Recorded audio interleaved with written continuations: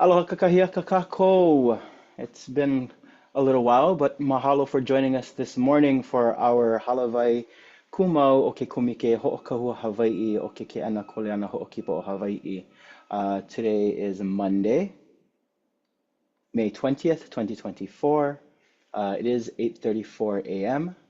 As a reminder, today's meeting is being held on our Zoom platform. In accordance with HRS Section 92-3.7, HTA has established a remote viewing area for members of the public and board members to view and participate in the meeting. At this time, there are no individuals in the remote viewing area at the offices of HTA. Some quick housekeeping reminders before we get started. For attendees, testimony will be provided through the Q&A function. If you have a question or would like to testify verbally, we ask that you use the raise the hand feature and chair may call upon you and to provide testimony using the audio functionality of Zoom. As we move from one agenda item to the next, the chair will pause to allow attendees the opportunity to provide testimony.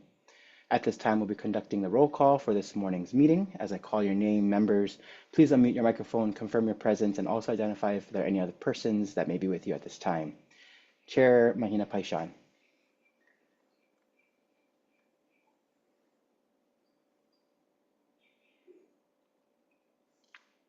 Kalamai Chair Hanaho. Alahiki Kelohe. But we know that she is there. We'll move on to Vice Chair Dylan Ching. Here, I'm at home. I do have family members in other rooms, but I'm in a room on my own. Mahalo, sir. Member Kimberly Agas. Present and alone. Mahalo. Member Mufi Haneman is excused. We have member Sherry Minor McNamara. Here, I'm in my car, so I have my video off, but I will be in the office in about 5 minutes and I'll turn my video back on and there's no one in the car with me.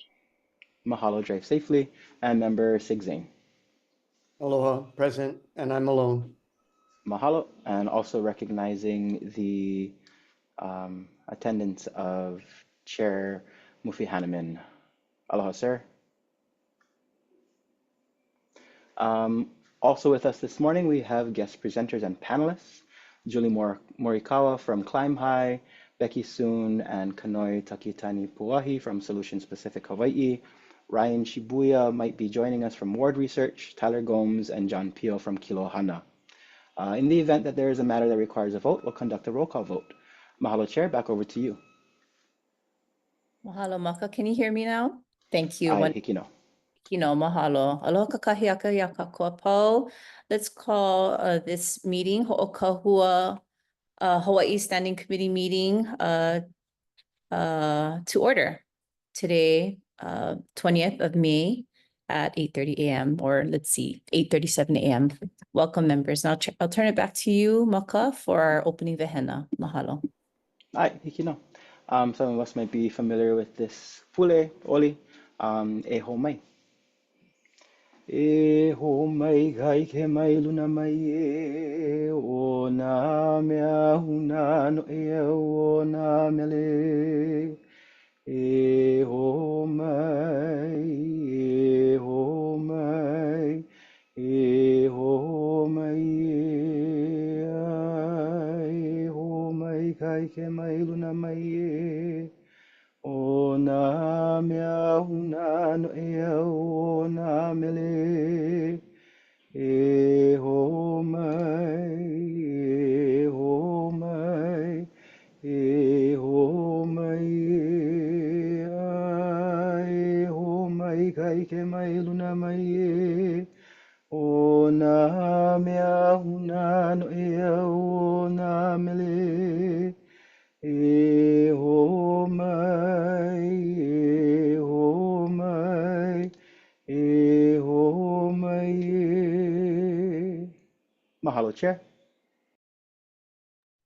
Mahalo nui, and mahalo to all of our staff members who continue to provide leadership and guidance. Thank you for helping to organize our meeting this morning.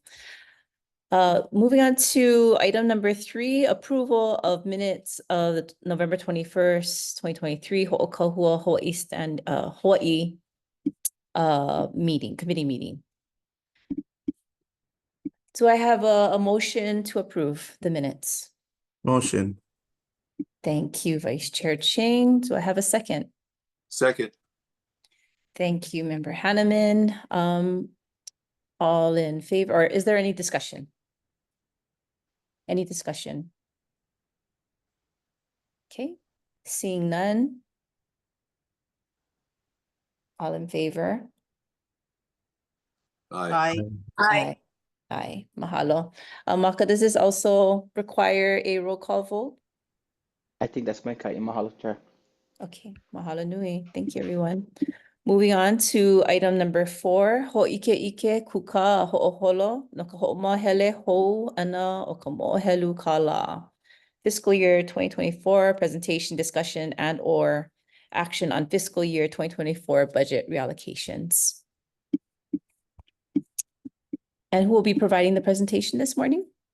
Chair Talon will be presenting item number 4. Thank you, Talon. Please proceed. Good morning. Let me pull up.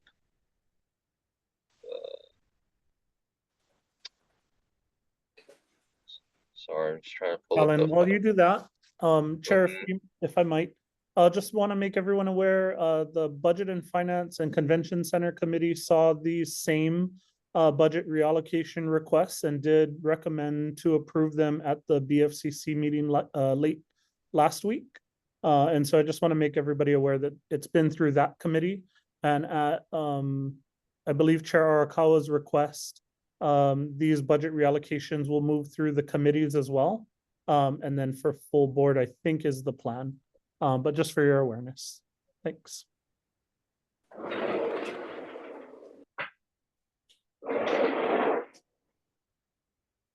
Can you see the screen? We Yes, can. we can.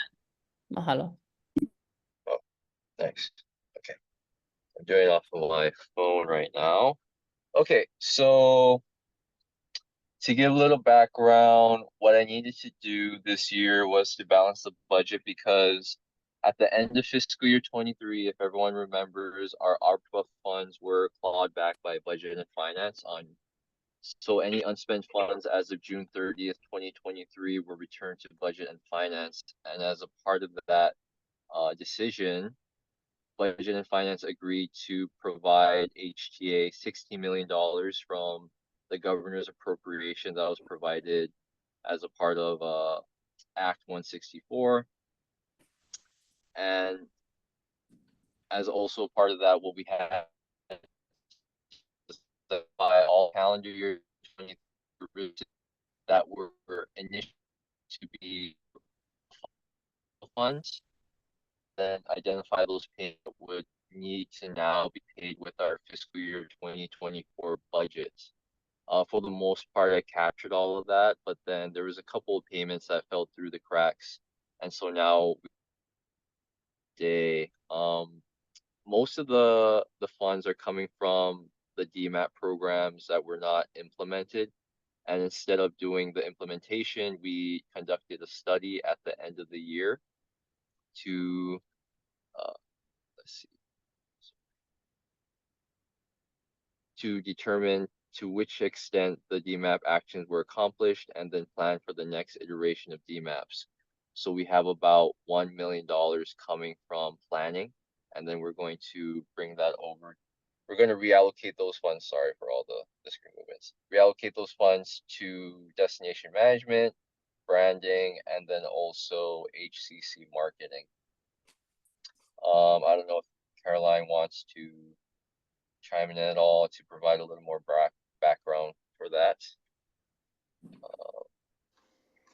Talon, I'm currently sharing the screen of the budget reallocation, just so that I could zoom in and allow our board members to see it better. Okay, thank you so much, Maka. So my screen isn't sharing anymore? No, it's me. Okay, that's great. Beautiful, thank you. Does anyone have any questions on that, the budget reallocations from planning?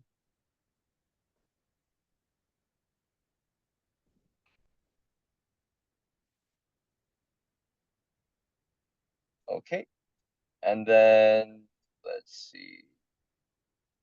Sorry, Maka, can you go to the top of the page, please? Sorry, Talon, you said that budgeting approved already, right? I had not been at that meeting.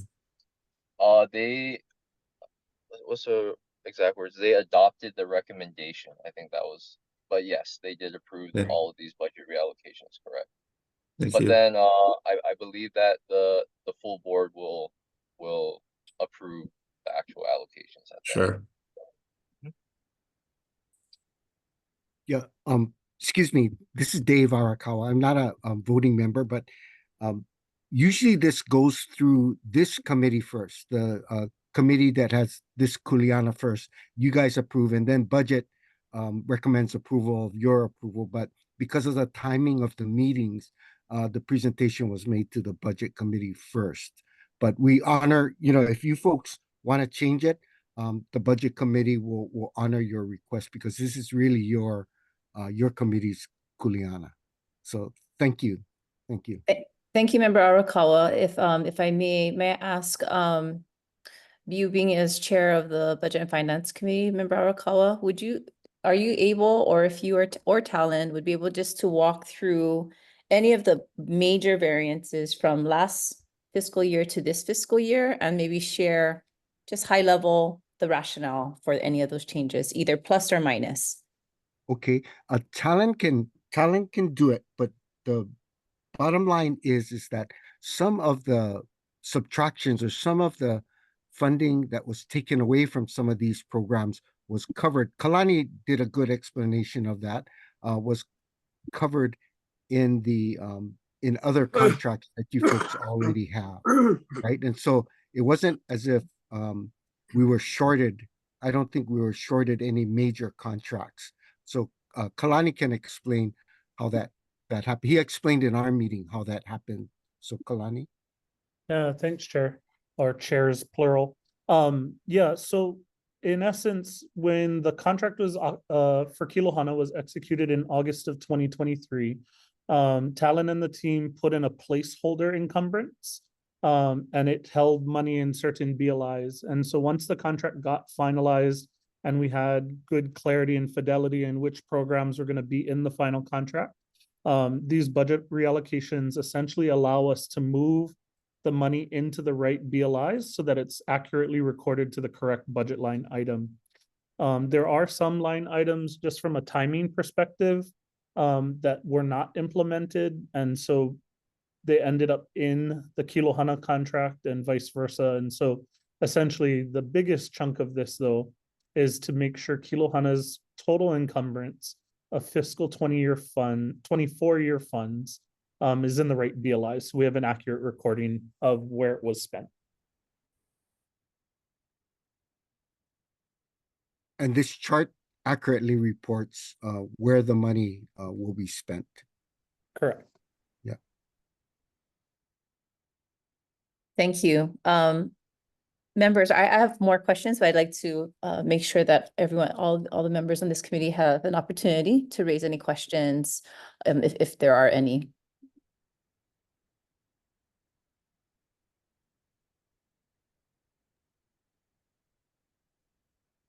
Okay, seeing that, go ahead, Vice Chair. No, Chair, I was just gonna say, you go, please. Oh. Good, yeah. Okay, thank you. So my question is, with any of the reconfiguration of the budget and the budget as presented, do you anticipate any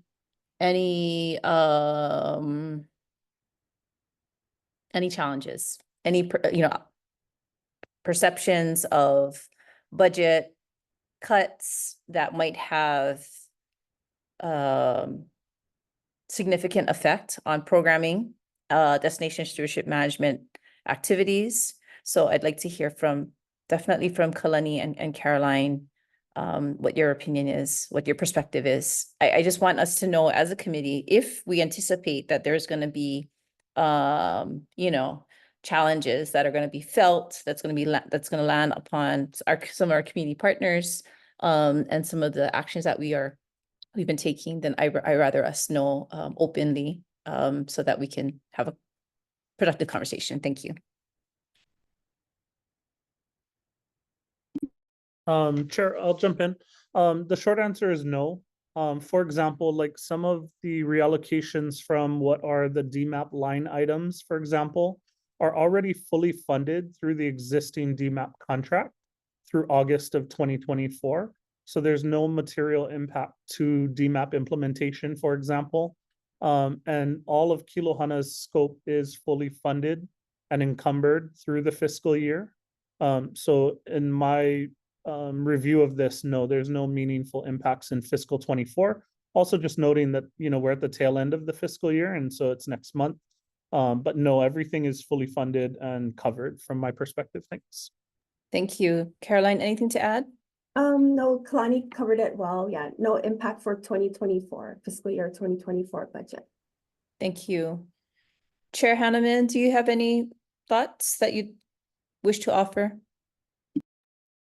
No, I'm just want to make sure that I think that question was very pertinent about, and Kalani answered it, that, you know, you were asking with respect to some of the cuts that are taking place or what's being proposed before us, what might be the fallout from some of that, and I think he answered it adequately. Thank you. Okay, checking one more time, members. Are there any further questions or conversation to be had? Okay. Seeing none regarding this this agenda item. Seeing none, may I have a motion to accept the budget as presented? Motion. Thank you. May I have a second, please? Second. Thank you, Sherry. Maka, roll call, please. Pikino, Chair. It's been moved and seconded for the Ho'okaua Hawaii Standing Committee to accept the budget as presented. I'll take your vote, please. Chair. Aye. Vice Chair Ching. Aye. Member Agas. Aye. Member Hanneman. Aye. Member Minor McNamara. Aye. And Member Zane. Aye. Mahalo, motion passes. Chair, before we move on, I just want to make a point, and I think it was covered by Member Arakal, but if the process is that it should come to this committee first before it goes to budget, I'd like to see us to try to adhere to that in the future. Thank you, Chair. Noted. Thank you. And thank you, Member Arakal, for bringing that forth as well. Okay, mahalo. Moving on to item number 5, Ho'ike no ka HTA papa ho'olala ho'omohala lima hana. Presentation and discussion on HTA's workforce development plan. I believe, Caroline, is that you and invited presenters? Yes, it is. Thank you. Please proceed. Thanks. Aloha, everyone. Good morning. I'm pleased to share with you our workforce development plan. In it, you'll see what we are currently doing and what we hope to do in fiscal year 25. So with that, I'm going to share my screen, and I hope it all works. Let me just go here.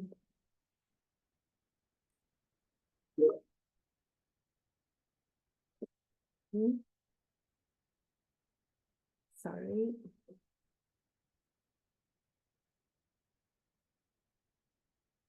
Okay.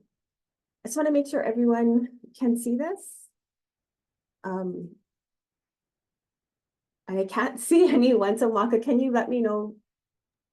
We can see the presentation. Thank you, Caroline. Okay, great. Thanks. Okay. So for workforce development at the Hawaii Tourism Authority, it's one of our top priorities for our agency. Workforce development is the link between our visitor industry and the community, and it shows how tourism can benefit our residents, especially when it creates jobs and provides for quality of life, jobs and careers for our residents. Much has been done in this area already, and it's about reinforcing what is available and also creating opportunities. I'd like to mahalo Chair Hanneman for all his guidance and support on this in this area.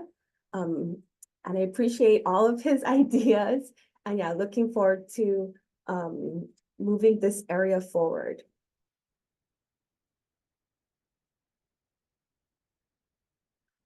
So with the development of the workforce development plan, the foundation that we use is the 2022 needs assessment that was that we contracted with Anthology Research. The study took about a year to do, and I wanted to just they presented I think it was back in 2022 their findings. I just wanted to reiterate the key findings that help to support this this plan. One is that the visitor industry is not perceived well as an employer, even among businesses. Caroline, I'm not sure if you want to advance your slides, but it's not advancing on my side. Oh. Okay.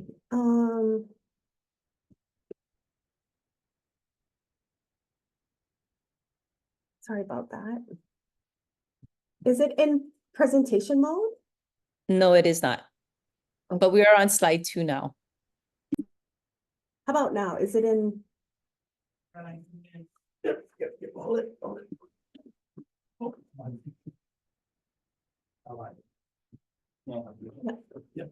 Yeah, thank you.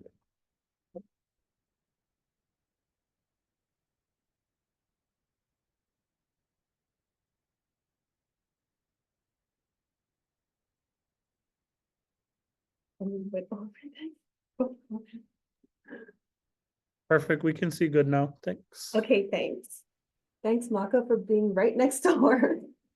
We'll go back to slide 1. Sorry about that, everyone. Okay.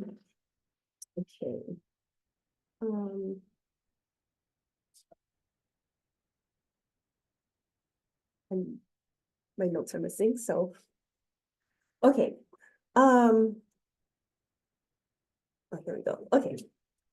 So the key findings, I'll make it quick. The second finding was there's recruitment challenges, as you know, we all know. And so employers are working hard to retain and provide advancement opportunities for current employees.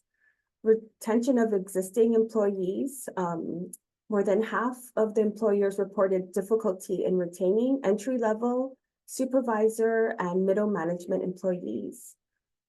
The current needs, according to those that were surveyed, management level employees are the most needed today in our visitor industry, and expected to be the most needed role in the next 5 years.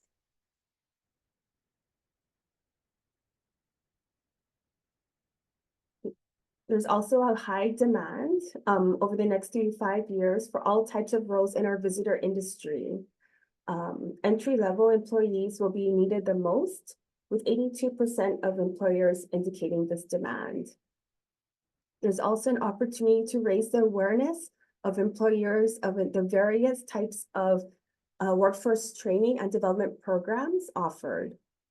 And lastly, businesses feel that HTA should sponsor training and certification programs and facilitate or offer internship and apprenticeship types of programs.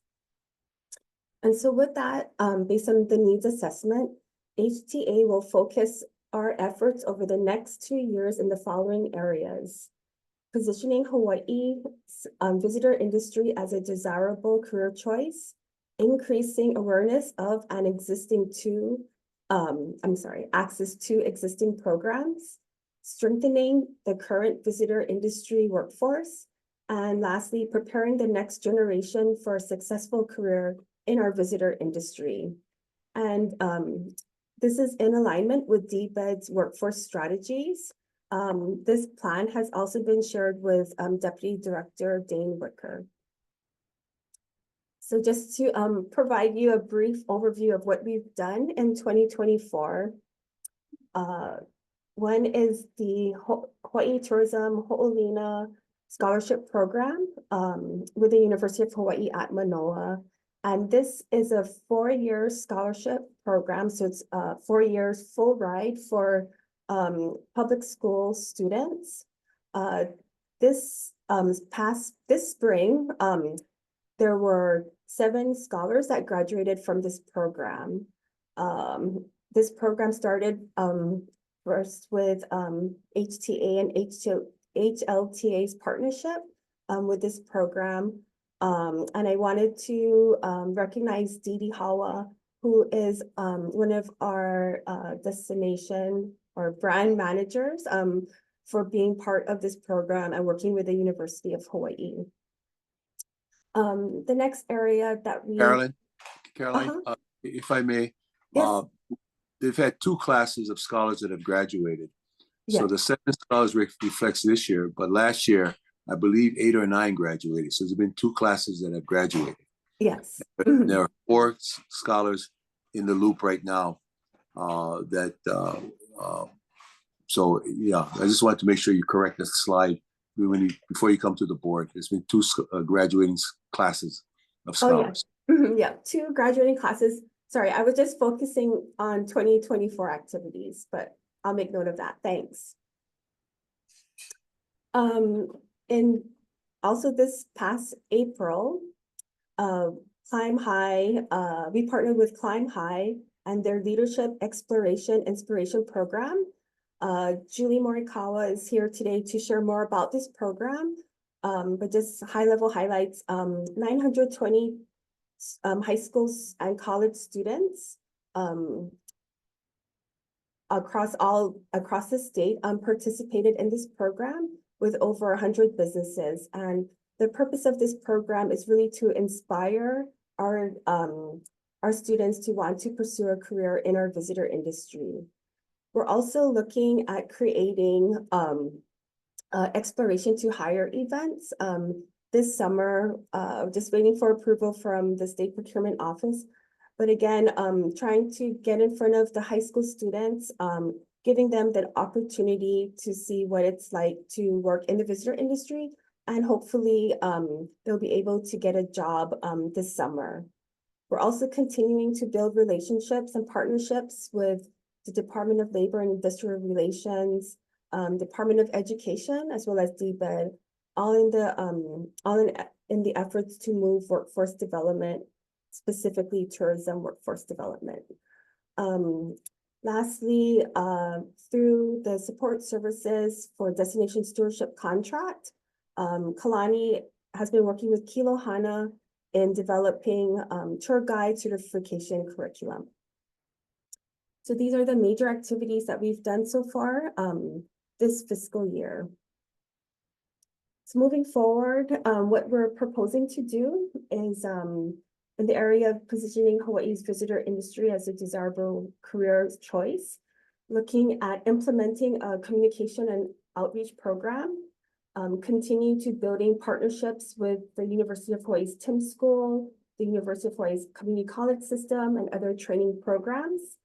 And lastly, to fund a program to inspire high school and college-age students to pursue a career in Hawaii's visitor industry. In the next focus area, to increase awareness of and access to existing programs, again, implementing a communication and outreach program, continuing to build partnership with both the public sector and private sectors, and assess the need for a platform to house various training and educational programs available and means for funding it. The third focus area of strengthening the current visitor industry workforce, looking to develop industry sector partnerships to plan, coordinate, and implement workforce development services and strategies. We also wanted to support our chefs through the Culinary Institute of America, through certification, continue to partner with the Department of Labor and Industrial Relations, see what we can do with internship programs, and lastly, continue to build a network of professional providers in the areas of Hawaiian cultural training and support development. And lastly, as we prepare for the next generation for a successful career in Hawaii's visitor industry, Again, continuing to partner with the Manoa Tim School and the Ho'olina Tourism Scholarship Program. Continue to develop pipelines for students, high school students, to enter the workforce in the areas of aviation mechanics, culinary, hotel transportation, and other areas. Continue to support Department of Education's efforts, whether it be through the Academies of Hospitality and Tourism or the CTE pathway. And lastly, working with the DOE to support externships with teachers so that they can grow their knowledge and resources so that they will be able to teach the youth. And so with that, these are our overall outcomes that we're looking for. I won't read all of them, but you can see here that you know, we're in the long run, what we want to do is create jobs for our residents. That we want to make sure that we're increasing the number of residents born and raised in Hawaii, so that they are in management positions, and also having a new supply of workers for our visitor industry. And here are our overarching goals for this program. That tourism has been mostly positive for you and your family. This is one of our resident sentiment survey indicators. Through the Aloha Aina Economic Futures, I'm blanking out right now, but through that assessment, we want to increase hiring, career readiness, and leadership opportunities for Hawaii residents. And lastly, looking at our strat plan goal, ensuring that tourism and communities enrich each other. I will stop sharing here and see if anyone has any questions. Thank you, Caroline. I appreciated the points, the high level points that were provided in the overview. Can you walk us through again the methodology for how we gleaned the data, the perspectives that then formulated the 2025 plan? Just high level. How did that work? Yeah, so basically we used the 2022 needs assessment that was done by Anthology Research. Also speaking with DBED, like looking at their strategies, as well as, you know, just hearing from our partners within the visitor industry of what's needed. But that's how this plan was developed.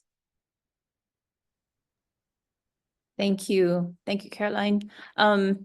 Members, I'd love for us to have a discussion. Maybe if anyone would like to point out some of the aspects that they're really, you know, appreciating and conversation around, are there any other areas for which there might be areas to shore up or any other questions? So committee members, please, let's engage in some conversation. Yeah, Madam Chair, I'll take a swag at this. Thank you. So I think we have an opportunity, members of this committee and the HTA board, to really step into an area that we've been criticized in the past by the legislature of not doing enough. When I say we have been, HTA has been criticized for not doing enough. And so I think this is a good start in creating a more proactive initiative on our part.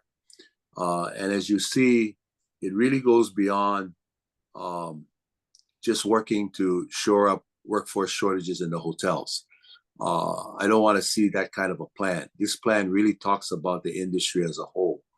And the beauty of our industry, as I've said time and time again, you can have a lot of education or very little education or just some training, and you can really build a successful career on that. So we're taking what we've done very successfully with Julie and her program in planting the seeds with our young people in the school system of this is a very desirable career choice. And now we're taking it out to the state as a whole. We've had very little interaction with Department of Labor.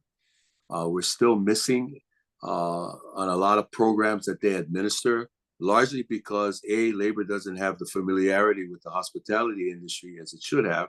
And now that's starting to change. And secondly, they're being encouraged by the legislature, primarily WAM Chair Donovan Dela Cruz, to work more closely with us to create some incentives, to create pathways for us to reap what they've done with government career jobs, as well as with other sectors that have received government funding there. You also note that I think part of the direction that I like to see this initiative go into, that we got to look at this in terms of the low-hanging fruit and high-hanging fruit. And the low-hanging fruit is an example she gave you of the certification that our chefs can receive from the Culinary Institute of America. That's something that's in play as a result of the Culinary Institute of the Pacific that is going to be run by Roy Yamaguchi and Denise Hayashi, whereby the funding that they're receiving from the Culinary Institute of America that goes through DBED is going to provide our chefs an opportunity to get this certification. So we're going to participate in that because there's an opportunity to identify local chefs that don't have that certification from CIA to be able to do that right here at CIP, Culinary Institute of Pacific. So that's an example of a low-hanging fruit. I also have encouraged Caroline to look at other industries like HLTA that can help us move the needle even further. And one of them is Airlines for America. They have some initiatives there to create jobs for our young people who are able to so-called be, mechanics, if you will, or get in the business of repairing some of the airlines that are in our facilities here in Honolulu. There's a great pathway there that they've provided some guidance to, and they're anxious for our involvement. So the long and the short of it, I think this is a good start. Obviously, I'd like to see some results before the next legislative session, or at least have some things in the works so that we can demonstrate that there is a need to support this industry because at the end of the day, we continue to provide the greatest number of opportunities for young people to have a job. So just wanted to put that on the table here. I want to thank Caroline for taking the time to put together a plan, working with Daniel, getting my input. And I think now is the time to get the input from the rest of the board so that we can continue to guide them and help them make major headway in an area that we are addressing as a goal and objective for us, that HTA has been criticized in the past for not doing enough. I think we're heading in the right direction and we're trending in the right way. Thank you, Member Hanneman. Are any other comments? Perhaps from Member Minor McNamara. I know the Chamber of Commerce has great, programs, committees, robust committees that are working towards workforce development. Or maybe Member Agas. Any comments or reactions to what was presented by Caroline?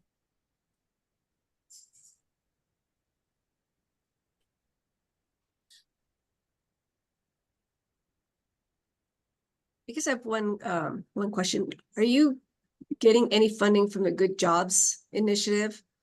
Or is this, no? Okay. And are we looking at more sector partnership type of model eventually, or is it? Yeah. Because I know you did talk to Kiala, yeah. And Yeah. Sorry, I forgot to mention that. Yes, I spoke to Kiala, the Hawaii Chamber of Commerce. And yeah, Kiala was really good at sharing what the chamber has done. And one of their recommendations was, we don't have a visitor industry sector partnership, and that's something that HTA should look at in taking the role on creating. And so, sorry, that's why that section was in the plan about creating visitor industry sector partnerships. thanks, Caroline. Thanks, Sherry. Mahalo. Anyone else?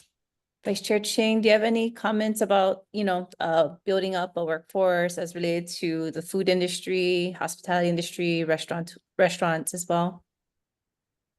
Yeah, I don't know how it fits, but I would say something that is that I see with my kids and in just my circles is that, you know, people are always saying they have to leave Hawaii because of, you know, they can't afford it. And this industry, whether they know it or not, has a lot of avenues for you to be able to just, in fact, stay here at home where you want to be, because there are so many opportunities, and it does filter past, you know, though the hotels are huge, there are many other offshoots of it. And I think they just need, it's more of a branding thing, more of a, something that comes from the people that are actually, I think the people that are actually being successful and being able to do it, they're working. So they're not out there necessarily telling their story and advocating. So figuring out how to, you know, show young or just in general people that have decided to do it. The other thing that comes from that is there is this always this thing in Hawaii where you want to go off and see what else is out there, right? So people go, this industry allows you to do that just about anywhere in the world. It's transferable.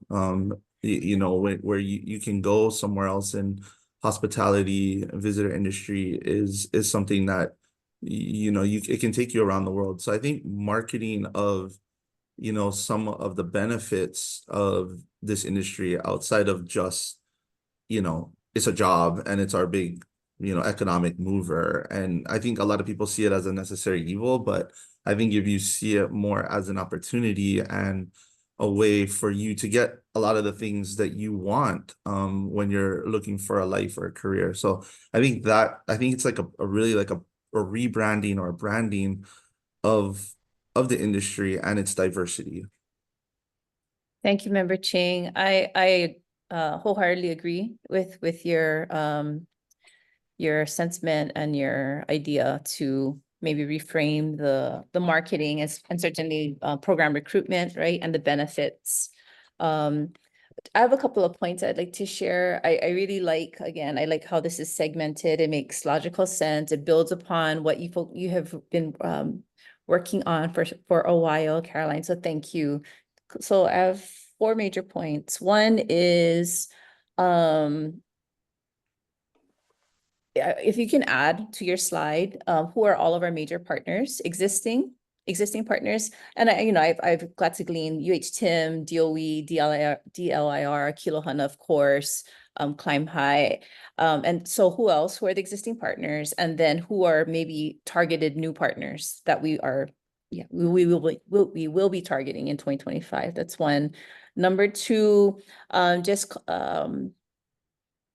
wanting to suggest and strongly advocate for continual alignment and looking at all of our plans holistically. For example, we received deliverables from our governance study, and we heard from that governance study that that counties want to strengthen their engagement with HTA at the lead. So how will that then be configured and incorporated into our overall approach and strategies? So taking into consideration all these other plans as a whole, right, as many inputs that can help to refine what we have in place.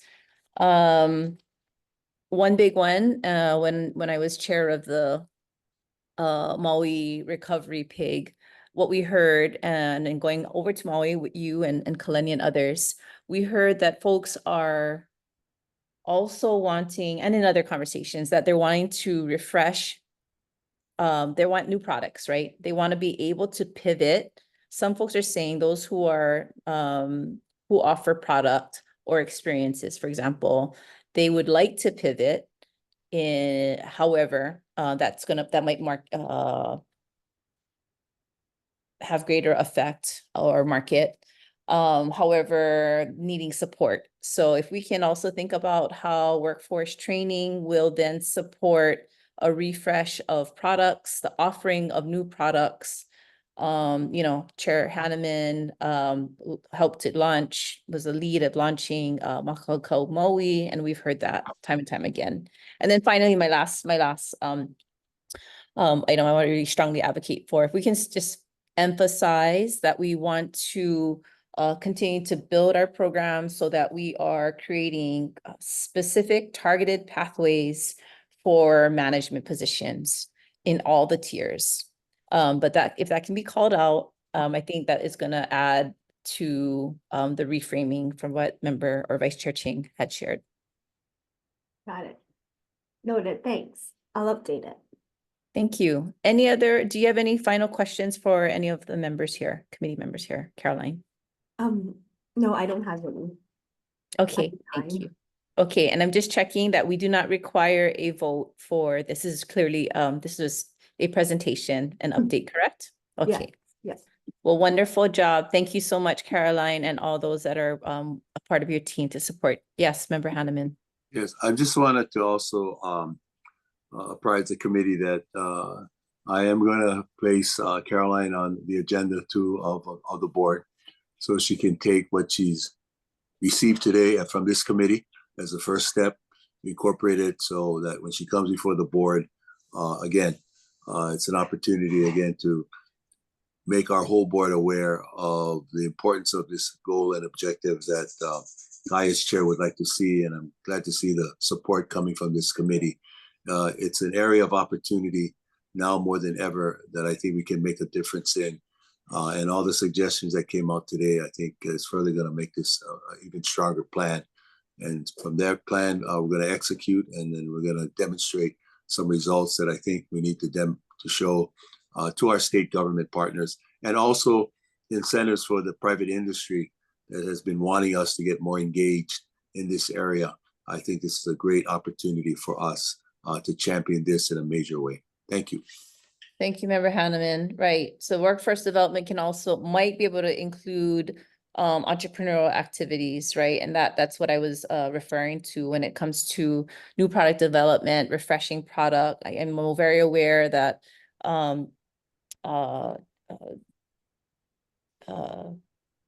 Senator De La Cruz opened up his Wahiawa Innovation Center.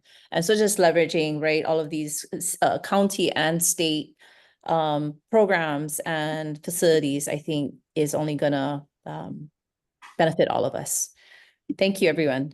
Okay, moving on to item number 6. Ho'ike no kapapahana o Climb High Lay. So presentation discussion on Climb High Lay program. Is this Caroline yourself and invited presenter Julie Morikawa as well? Please go ahead. Yeah. So I just wanted to give a brief mahalo to Julie Morikawa, who is the president of Climb High. She has been our partner for, I would say, over 10 years with the program, the LAY program. She is truly one of the best partners HTA can have. She's passionate about, helping our youth, our students, see how dynamic and great our visitor industry is. So with that, I'd like to turn it over to Julie to share more with you about the LAY program and the accomplishments that were had for this 2024 year. Mahalo, Caroline. Aloha. No moko ke abe o kohala mai au. O akamakani o ka au ka ua noho au I Kaimuki. So I'm coming to you today from Kaimuki, but I hail from Kohala and Waimu. Lay is actually Sorry about that. And just a little background. I come from the industry, so I was with Expedia, helped to launch the Hawaii market way back when, spent over a decade with them. I moved on with Expedia to Asia and Europe to open those offices, but I kept coming back year after year to the Hawaii Tourism Authority conference. And this is where the nonprofit stems from. At the time, it was Mike McCartney and David Uchiyama, and they were presenting what they were going to be doing for workforce development. And the next year I came back and it was the same presentation. And so I just asked them what were they meaning by starting to move workforce development? And they said it was a call to action. And so I took that seriously to heart, went home and realized that, right, we all have very little time, 2-3% of our time we can meet, but it's hard to follow through on all of these action items and ideas, and that there needed to be an entity to be able to do that for our industry. So I started Climb High to be able to move our industry forward. And it's now 13 years later, and here we are. But this is really the roots of Climb High. This is not all we do. I'll share that. It's exciting to hear the comments that you guys have been making because we are there, and I've been waiting for our industry to move. And so I'm happy to share much more than lay in this, but let's begin with our Leadership Exploration Inspiration Program. Our theme this year was Hawaii Strong. In the wake of the Maui fires, we wanted to make sure that it was clear, right? It is about Hawaii being strong. We all need to be helping our brothers and sisters in Maui. And we never know where the next tragedy, the next emergency is going to happen. We have so many other communities that with fires would be in similar, if not worse situations, right? We've got Ka'u and Waianae. And so we want to bring everyone together and really have that messaging of Hawaii Strong. So that is what we focused on this year. We have many wonderful, wonderful partners from our industry and beyond coming together for this. So quick summary, we are in our 12th year, very excited that this has continued. And through COVID, through everything, we went virtual for COVID. We've managed to adapt and adjust. The industry just really values this. I see myself as a conduit. I am not a project, a program, just an entity there to provide the infrastructure to make all of this happen. And so over the past 12 years, it's engaged almost 10,000 students across our state.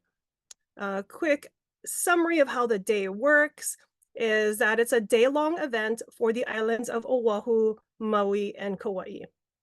Obviously, Hawaii Island has logistical challenges, but it's wonderful how we solve that. That is a overnight stay, and the Mauna Kea Resort has been a great partner. We put the students up for a 24-hour full experience. It's overnight, and they get to stay at the resort, and we participate in the luau and all kinds of activities. But for the other islands, it's primarily a day-long event, and it goes from about 9 till 4. We have to keep them for the buses. It's all about logistics, right? And getting to learn about the education's needs. So they start off with leadership speeches from leaders across our industry and across our state. They then go out, we break them up, we mix them up. There's about 10 different layers to the onion here. We try to have real world skills. So they come and then we change them, we mix them up. It's all preset. And the hotels will tell us, I can take 20, I can take 30. And then we send them off to those hotels being led by current college students. So we do a pre-training for the college students.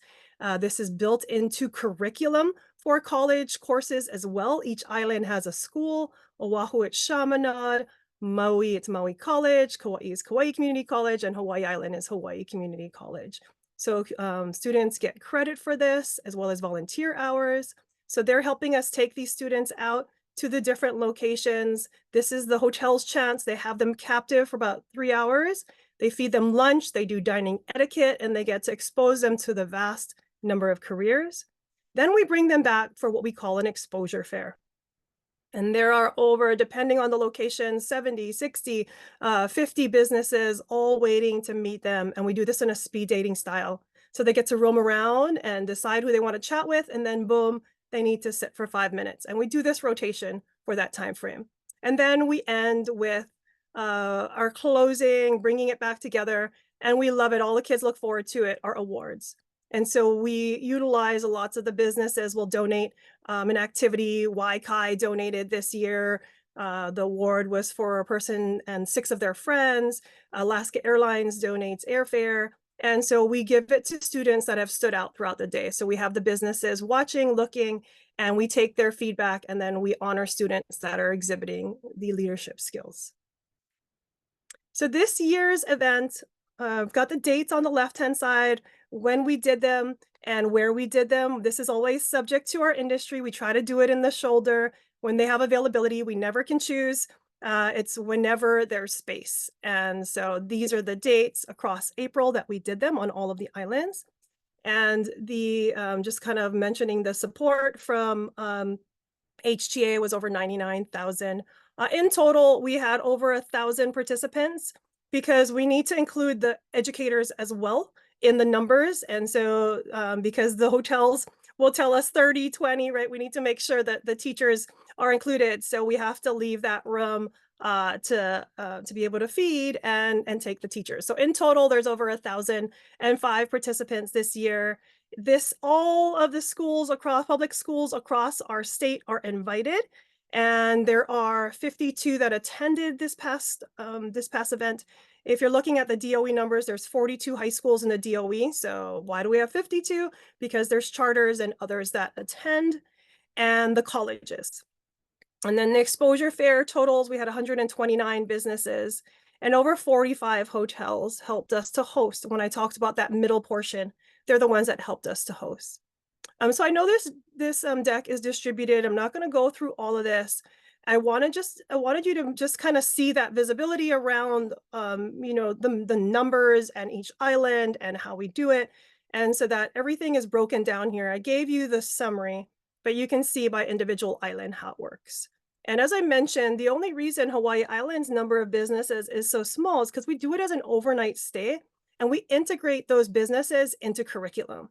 So they actually will take an element and they're teaching the students about that. So we don't do an exposure fair because there's only 50 students that come for that one, that we can, because we're doing an overnight stay.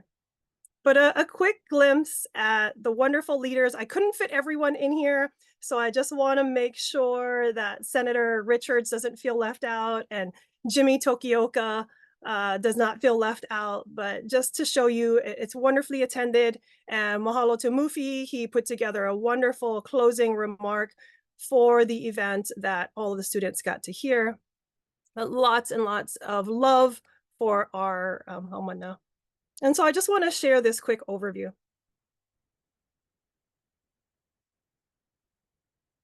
Welcome everyone to our 2024 LAY event sponsored by Climb High.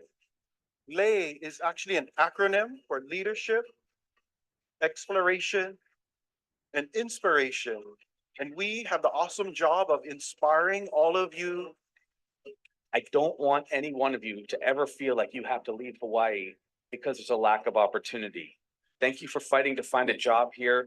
And we really want to make sure that all the opportunities in Hawaii stay in Hawaii whenever possible. Know that you're our ambassadors going forward and we have a great future together.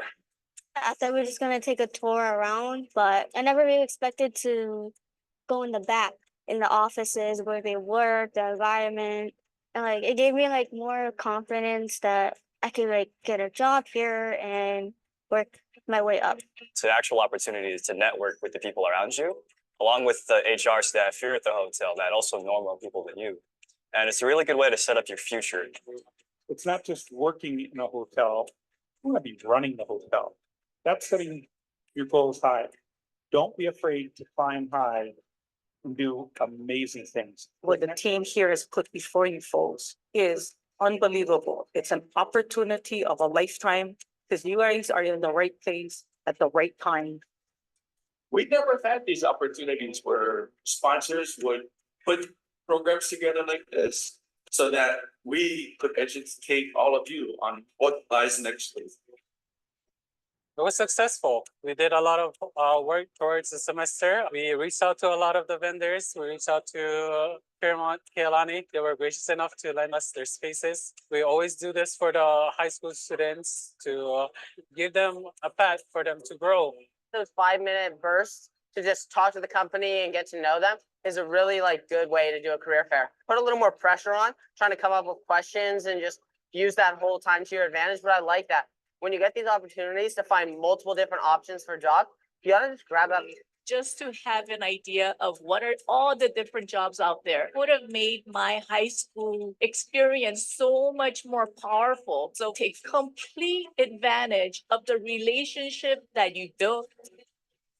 Wo po mai ka inuibo I kahiki ke hana I na komo ma na puulu a ho ka avale ia mabaina ona haumana like ole ma ka ho'olala ana I ke kahi ano pahana like tiko I ma ke kuka ana no na ano ala e malamai I na malihini e ho'ea mai ana me a o ke kahi haawina nui a ui a o e hoi ka ho'omaopopo ana I ke ko'i o ka malama ana I ka ike Hawaii a me ka malama I na Hawaii ma ke ano he mau kanaka e ho'okipa ana I ka malihini. You all inspire me. You inspire our community and you give all of us great hope that there are better days ahead. We need you. And we hope that this event will start your thinking very seriously about being part of an industry that is no Hawai in Hawaii. What I've experienced was learning about the meaning of aloha and the deep meaning of lokahi, which is unity, where we all come together and work together as one.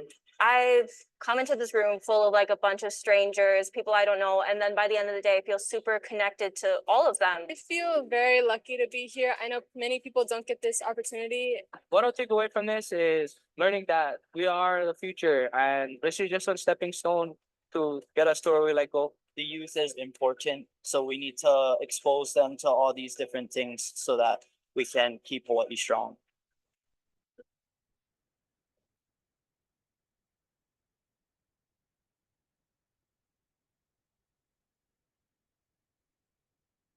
So with that, I'd like to share what happens to the resident sentiment, what happens to their sentiment as they go through this program.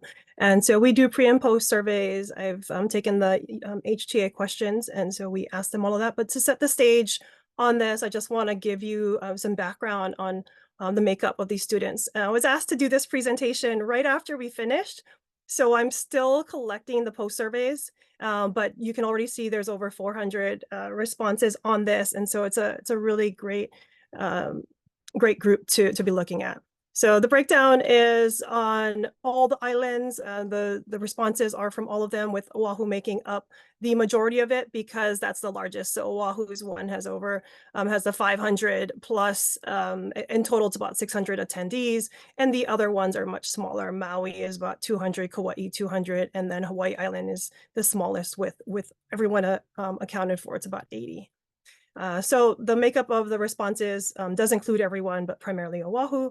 And then the appropriate role, we have everyone taking the survey, teachers, college students, others. So the majority are the high school students. And gender, we skew to female. And so 63% were female. And then interestingly, looking at the other non-binary and undisclosed, but primarily females there. And then high school students. So we have all the grade levels there, and then teachers and college students called out, but the bulk of it is the high school students. And then in terms of pathways, we have the majority of the students that come. In terms of how they're selected, it is the teachers, principals select the teachers, teachers then select their students. And we do say that it's not just about the hospitality pathway, right? We want to inspire everyone to come into this because it takes all skill sets, engineers, it takes healthcare workers, cultural arts, right? We've got the culinary, we've got every work for everyone. And so we want them to feel free to bring all kinds of students. But the majority is made up of that greenish color is the hospitality and tourism. And then the red is the business management, and the blue, dark blue being the agriculture and food. And so that makes up over 50, almost 54% of the total in there. And then that other large one is healthcare, right? So lots of healthcare students are very interested in our field. Then the makeup, really nice to see our Native Hawaiian community representing over 35%. You can see the mixtures there with American, Indian, Asian, making up over 65%. And then overall, with those responses, we had an 86% very positive response to the event. Okay, the sentiment. So these bars represent in the pre-survey how they felt about these HTA questions, and then in the post. And we're very happy to share that the sentiment did go up for every single one. So the first one is, please give your opinion of tourism as an industry in Hawaii. And the average response was a 70.3. So positive to begin with. As we've been doing this, we can show you what it was over COVID, as you all know. And that year when they came, just even having the virtual, it ended at 99%. I mean, just, night and day. So over here on a 10 point, sorry. And when I'm saying the 70.3, these are responses that were, because it's based on a 1 to 10 scale, 1 being not favorable and 10 being favorable. We're just counting the 6 to 10 responses. So anything in the favorable arena. And so there was 70.3% of the responses that were positive. And then at the end of the event, it grew to 78.4. And then rating the impact of tourism overall, and that is 64% to 73.5%. For the question of how would you rate the overall impact tourism has on you and your family, 55.4% in the beginning. So, you know, a little over half said that it was positive. And at the end, we had almost 64% saying that it's 6 or higher as it related to them and their family. And then lastly, has tourism brought more benefits than problems? And how do you see that? In the beginning, 53.2, and then ending more in the 63-point range. So still, you know, we'd love to see those much higher, but definitely, you know, moving in the right direction when we have events like this. And we talk about the bigger picture. So that is, you know, a goal that we're trying to help HTA reach on that exposure piece. But there's so much more that we're doing, and we're bringing these little bits in. So as part of the LAY program, we load everything into the Climb High Bridge. The Climb High Bridge is a network that we've developed, and it is a partnership of Hawaii Executive Collaborative, Chamber of Commerce, the counties, numerous entities that have come together. And our industry is really one of the last to the table, because I let us be. We had so much that we were dealing with over COVID. As we emerged, I knew we would come to the table. And so I leveraged these events to be able to add us in. But the Climb High Bridge is a platform, it's a network that connects our state of schools. It is master agreemented with the DOE to businesses. And so now there's every school, K through post-secondary, every school, kindergarten through high school is live, and some of those colleges are starting to come on. And we have over, you know, thousands of businesses connected. The tool, since the launch in 2021, has connected over 250,000 students across our state, over 16,000 educators, and the hours given is over 13,000. We've done over 1,800 events through this. And this encompasses everything you were talking about, the stepping stones from guest speaking to career fairs, to job shadowing, to teacher externships, to everything that P20 has created and beyond is already live in here for those connections. And it's just about getting our industry together for that. So just to share, every year we do awards just to show you what's happening. It is all about that equitable access. Of course, I told you, I come from Kohala. So it is all about making sure that Ka'u, Kohala, Hana have the same access as Campbell and Farrington, and that kindergarten has the same access as high school. And so these are the rankings of schools. We've got the top, we've got high schools up there leading the charge with Pearl City, Waipahu, Campbell, boom, Kohala's right there. Then you move into middle schools, and these are ranked by the number of requests that were accepted for these schools during the school year. And this was last year. We haven't aggregated this school year yet. The numbers are just astronomical. They're much, much higher. But just to show you already, when we say equitable access, this is open to everyone. And it's really, Julie, I'm so sorry to interrupt. I just want to let you know that we have maybe 3 more minutes total for this agenda item that we are loving. And then we need to proceed to the final 2 agenda items. Thank you. Perfect. And showing you all the different industries. I'm just near the end, so it's perfect. Showing you all the industries that we are, you know, airlines are there, we've got the health systems, and hotels are starting to, we're starting to make this movement. But in terms of the next steps that we really need to take as an industry with LAY program and beyond, as Sherry mentioned, there are the sector partnerships. And so in response to that, I wanted to make sure, because these sector partnerships are, you know, are funded by Good Jobs, different entities. Hospitality is the arena that, right, most were moving away from. So I wanted to make sure we were still there and we had a presence. So I created a branding messaging called Hospitality for Me, our home, our aloha, our future, to compete directly with all of this and to be timed perfectly with the CTE pathway rollout for hospitality coming in 24, coming this school year. So this is what it looks like when we are promoting this, marketing all of this. Hospitality for me is there. And the whole premise around this is having the whole scope of resources already set up as these schools launch into their hospitality pathways. They have credentials. We've already got credentials set up. We've got all of their needs, right? And programming, everything is there. We just need our partners or just this cohesive messaging from HTA would be wonderful to bring this all forward. So in closing, it's not just about filling our pipelines, which we're doing with local talent, but it's also about helping them gain the skills to become the leaders, right? Exactly that. That's not just about bringing them in. We want them to become the managers and not just achieve economic self-sufficiency, but to thrive here. And through all of these resources, there's much more we can be doing together. So mahalo nui loa. Mahalo nui, Julie, and to the lay program and all of those that are supporting you and all the partners that are supporting you. Tremendous. I know that everyone on call joins me in commending your tremendous efforts and your aloha for all of our youth. Members, I'm sorry, we do need to proceed to two final agenda items, but I will carve out just a minute for any other comments. Real quickly, Madam Chair. Number one, thank you, Julie, for that presentation. Just two things I want to say. Julie was very accommodating in my desire to have senators be part of the brigade of public officials speak. Next year, I'm going to focus on the House. I'm going to recommend some House folks for her to speak. At the legislature this past year, as you know, we had a half-baked manapua in terms of our desire to see paid public internships for hospitality students. The Senate passed it out.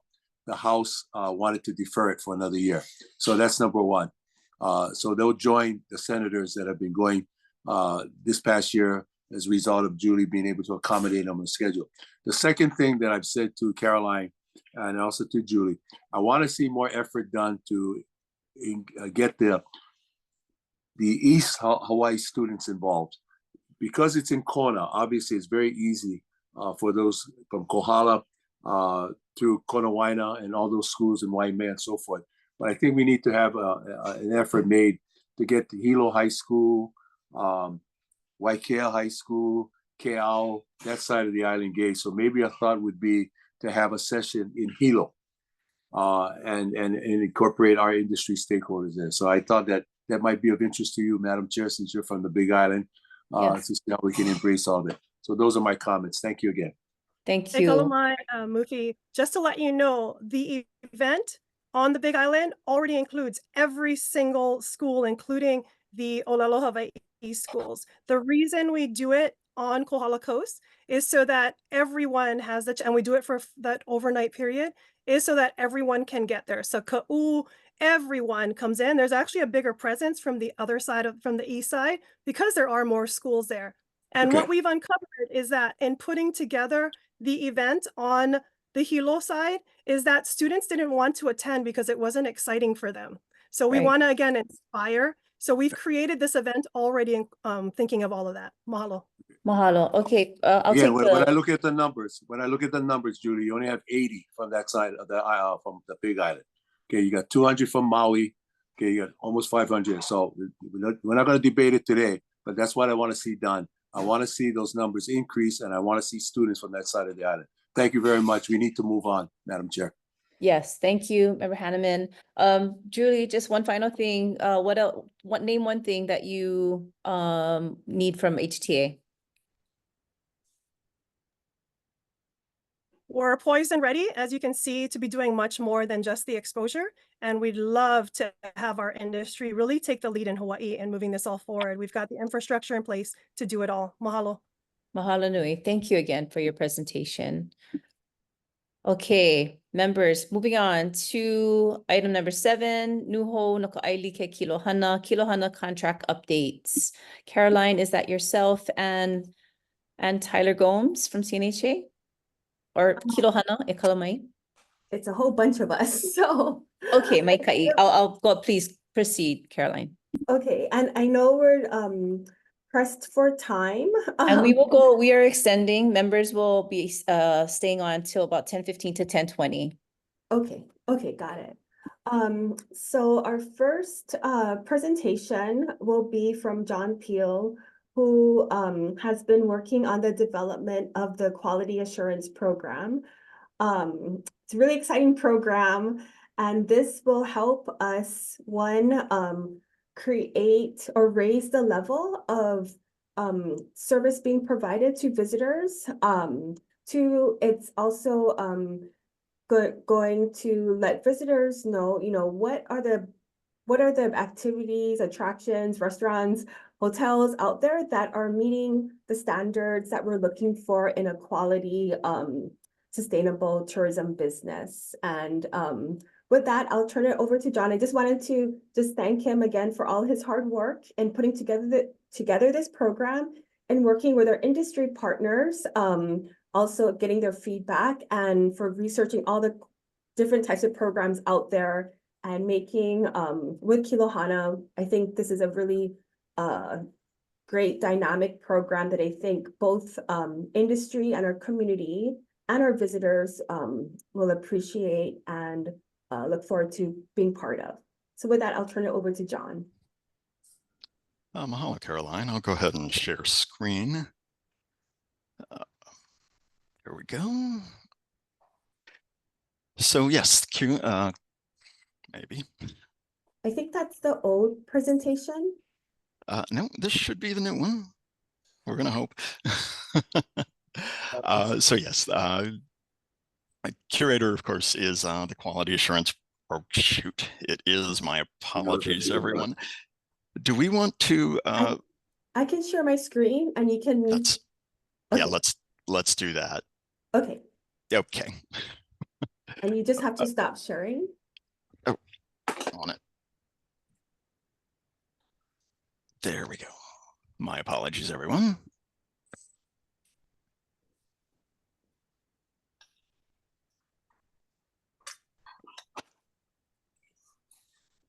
Wonderful. Okay, so go ahead and move through the next slide there, Caroline. So Curator is HTA's quality assurance program. And when we say quality assurance in this case, we're talking about the quality of the process rather than the quality of the actual results. So are we doing things the right way for our stakeholders?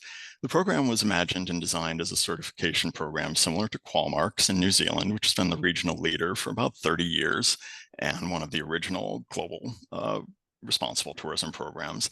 There are about 100 others in existence right now, most of them based on things like the UN's 17 Sustainable Tourism Development Goals and standards set by the Global Sustainable Tourism Council. We even have a couple in Hawaii. There's the STA certification in Hawaii Green Business. We have some guidance programs here in Hawaii as well, like the Pono Pledge and the Aloha Pledge. Now, Curator is going to focus on the middle ground between those guidance and highly technical certifications to identify the positive impacts of the visitor industry in whatever form they might take. And the program is built to add value to participating businesses by highlighting their good works and encouraging competition across 6 different categories of excellence. It also speaks to a set of brand values for the Hawaiian Islands that here we care deeply about our people, our land, and our visitors, and bring forward examples that might otherwise not receive attention, things like micro businesses offering unique and culturally relevant experiences, or a multinational upgrading its facilities behind the scenes when others might not know about it. Okay. Next slide. There we go.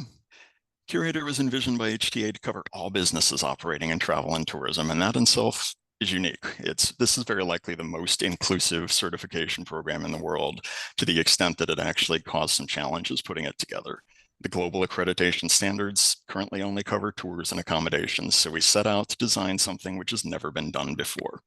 What we built was based on Hawaiian values. It's welcoming, it's inclusive, and it's creative. It doesn't require a full dogmatic buy-in to participate.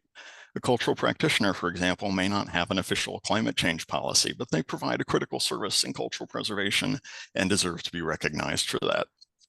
Less flexible programs focus on single topic, lack that flexibility to address the wide variety of impacts that the visitor industry has on the community and environment. By breaking those barriers, we built a program which includes topics not otherwise touched by other programs, things like human trafficking, income inequality, communicable disease, light pollution, and a whole lot of others. Next slide, please. Before creating our criteria, we flipped the usual script. Instead of creating a wish list and submitting it for community review, we started with a listening tour that lasted about 90 days. In that time, we talked to about 100 different groups and citizen advocates, from people in labor and ecology, government, utilities, travel sellers, industry representatives, all the way down to cultural practitioners and even vocal tourism critics. We wanted to make sure everyone's voice was heard. And from that, we developed a set of criteria that were put in front of an advisory committee with a similar makeup to the groups that we had spoken with earlier. We debated each criterion, sometimes vigorously. We discussed the vaccination requirements, which we left out. We discussed the prohibition of full mask snorkel equipment, which we left in. And out of that came about 300 criteria. And that's a number very much in line with similar programs. So once those criteria were established, we launched score testing using fictitious and real life companies. And after a few adjustments to make sure the playing field was level for all, we set about creating a pilot program, which is in the process of wrapping up in the next few weeks. The pilot program partners include airlines, hotels, restaurants, and tour operators, both large and small. Next slide, please. I did want to get the names of each advisory committee up there in front of you guys. They were instrumental in putting this together. They listened and considered each of these 300 criteria one by one. Their patience and input is greatly appreciated. Next slide. The committee was divided into two halves, with each half being responsible for 3 categories, then later turning around, reviewing the work of the other half of the committee. The names you see in front of you now are the place team. They were responsible for environment, cultural support, and community. The previous group was the people team. They were responsible for safety, guest experience, and equity issues. Next slide. As mentioned earlier, we built this program to accept all businesses in the visitor industry, regardless of their size or their mission. And to make that happen, we had to remove some barriers that were present in other programs and focus on things like what we expect from our largest partners and what's possible from our smallest. To do this, we started with our criteria, making them as universal as we could. We dropped things like the quantitative measurement of carbon output and slotted in more values-based measurements for things like litter control instead. With the criteria in place, we brought in data scientists and statisticians. They helped us create a dual axis value system. Points are weighted based on their importance within a category, and then assigned a multiplier to reflect how difficult it is for a company to reach that criteria based on their size. Now, for example, a small tour company may very easily be able to offer their box lunches out of fully locally sourced materials. A full-size resort, of course, is going to have a much harder challenge, a much bigger challenge to offer all locally sourced materials. So the next step was to run the test scoring 125 times. We put the system to the test based on our expectations. We made some adjustments. We believe that the system we have now is as fair and as ready as it can possibly be. Now, to be eligible, we created a pre-qualification stage. Since none of the regular criteria can be disqualifying, we needed to create some non-negotiable requirements to protect the quality of, or protect the integrity of Curator and HTA. Example of qualifying criteria include things like business licensing, being free from government sanctions, and being current on their tax obligations. Next slide. As mentioned before, there are about 300 total criteria. To save time for the applicants, we filter out the ones which don't apply to them. In the end, each applicant receives about 150 to 225 questions. They're all yes, no, or NA, and designed to flow quickly from one to the other based on continuity of subject matter. We aim for this to be completed by someone in low to middle management. Specific knowledge is generally not required. Most folks have been able to do this in the pilot program between 40 and 110 minutes, with the majority falling right around the 1 hour mark. Next. We have divided the criteria into 6 categories as part of our effort to both level the playing field and remain cause neutral. Applicants can be recognized for excellence in any one or all of the categories. For example, an organization offering daily volunteer beach cleanups might do great work for the environment and offer a wonderful guest experience, but probably doesn't have a lot of resources to provide living wages and robust benefits. In this program, we can acknowledge them with something like the environment badge, maybe the community badge, although they're not likely to receive an equity badge. Now the categories are there on the screen in front of you. I'll point out two things to be aware of here. First is that the guest experience can't be earned as a standalone badge and must be paired with another category, so that we don't want to acknowledge a company that otherwise doesn't contribute to the community. The second is that the cultural support badge is very carefully named, named to indicate not how Hawaiian a business is, but to indicate that they support the promotion of culture within the islands. Next slide. Kilohana holds the contract to create the curator program. We've chosen to outsource its administration to Purple Maya. This was done out of an abundance of caution to avoid potential conflicts of interest with the tourist attractions currently in development internally by CNHA, because this program develops standards, expectations, and asks of potentially competing operators, collects information which might be sensitive about operations, pay, and training. We've set up a firewall so that Kilohana never touches or sees the data, only receiving it in an aggregate data dump about every 6 weeks. Next slide, please. John, yes. Sorry, we're pressed for time. Can we just go to the the next steps, or what's Yep. Yeah. Okay. Sure. So next steps. All right. So we have started the pilot program.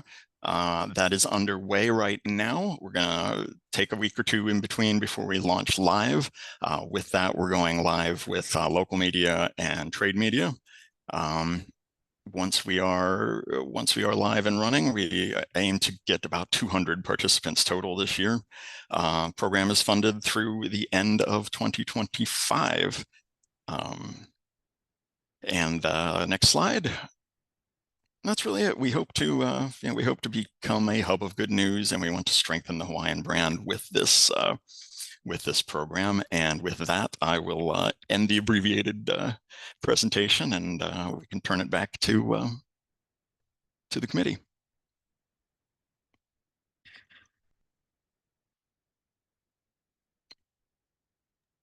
Thank you, John.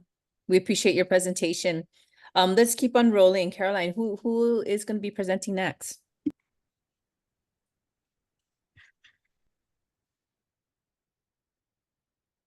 Caroline, you're on mute. Sorry about that. Our next presenter is Rebecca Soon with Solutions Pacific. I just wanted to thank her and her team, as well as Ward Research, for developing the technical needs assessment report for our capacity building programs. I'll let Rebecca explain more about it, but thanks again, Rebecca, for all your hard work with this.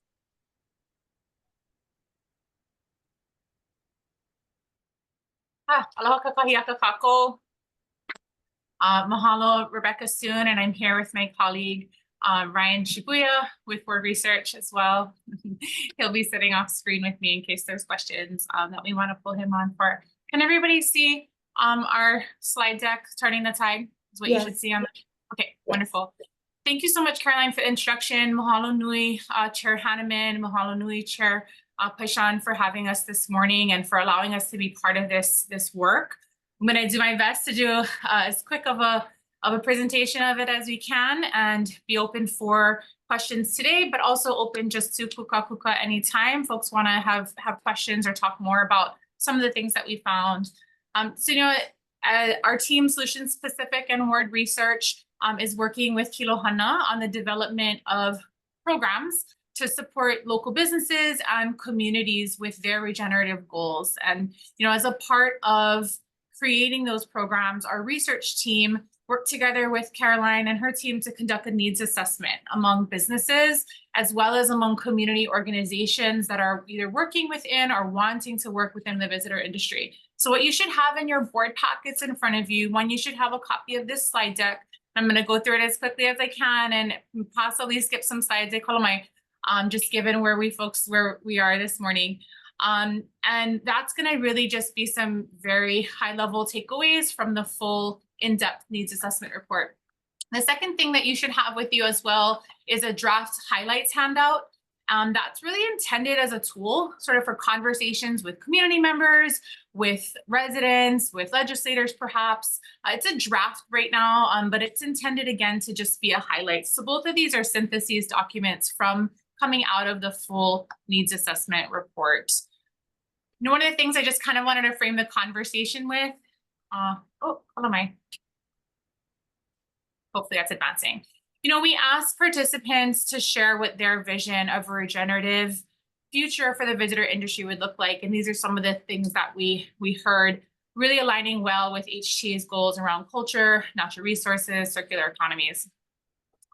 And working with the overall scoping of the project, these were the key research questions that guided the work of the needs assessment. In essence, though, we're asking to try to better understand Hawaii businesses and community organizations, again, either currently participating or wanting to participate in the visitor industry.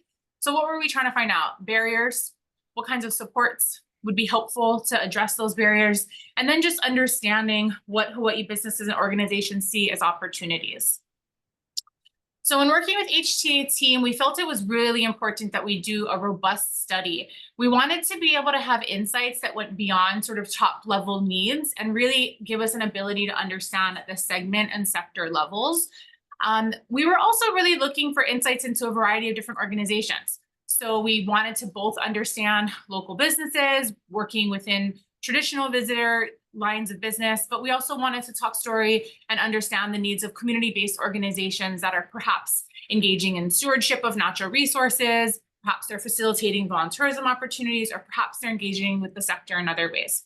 So we incorporated a few different methodologies, and if you're following along on the handout, the highlights handout, you'll see more about this methodology on pages 4 and 5 of that. So in particular, we did a quantitative survey. This is a traditional mail out survey that we also did follow-up email and phone as well, among 921 businesses and organizations that responded. This is about a 3.1% survey error with a confidence level of 95%.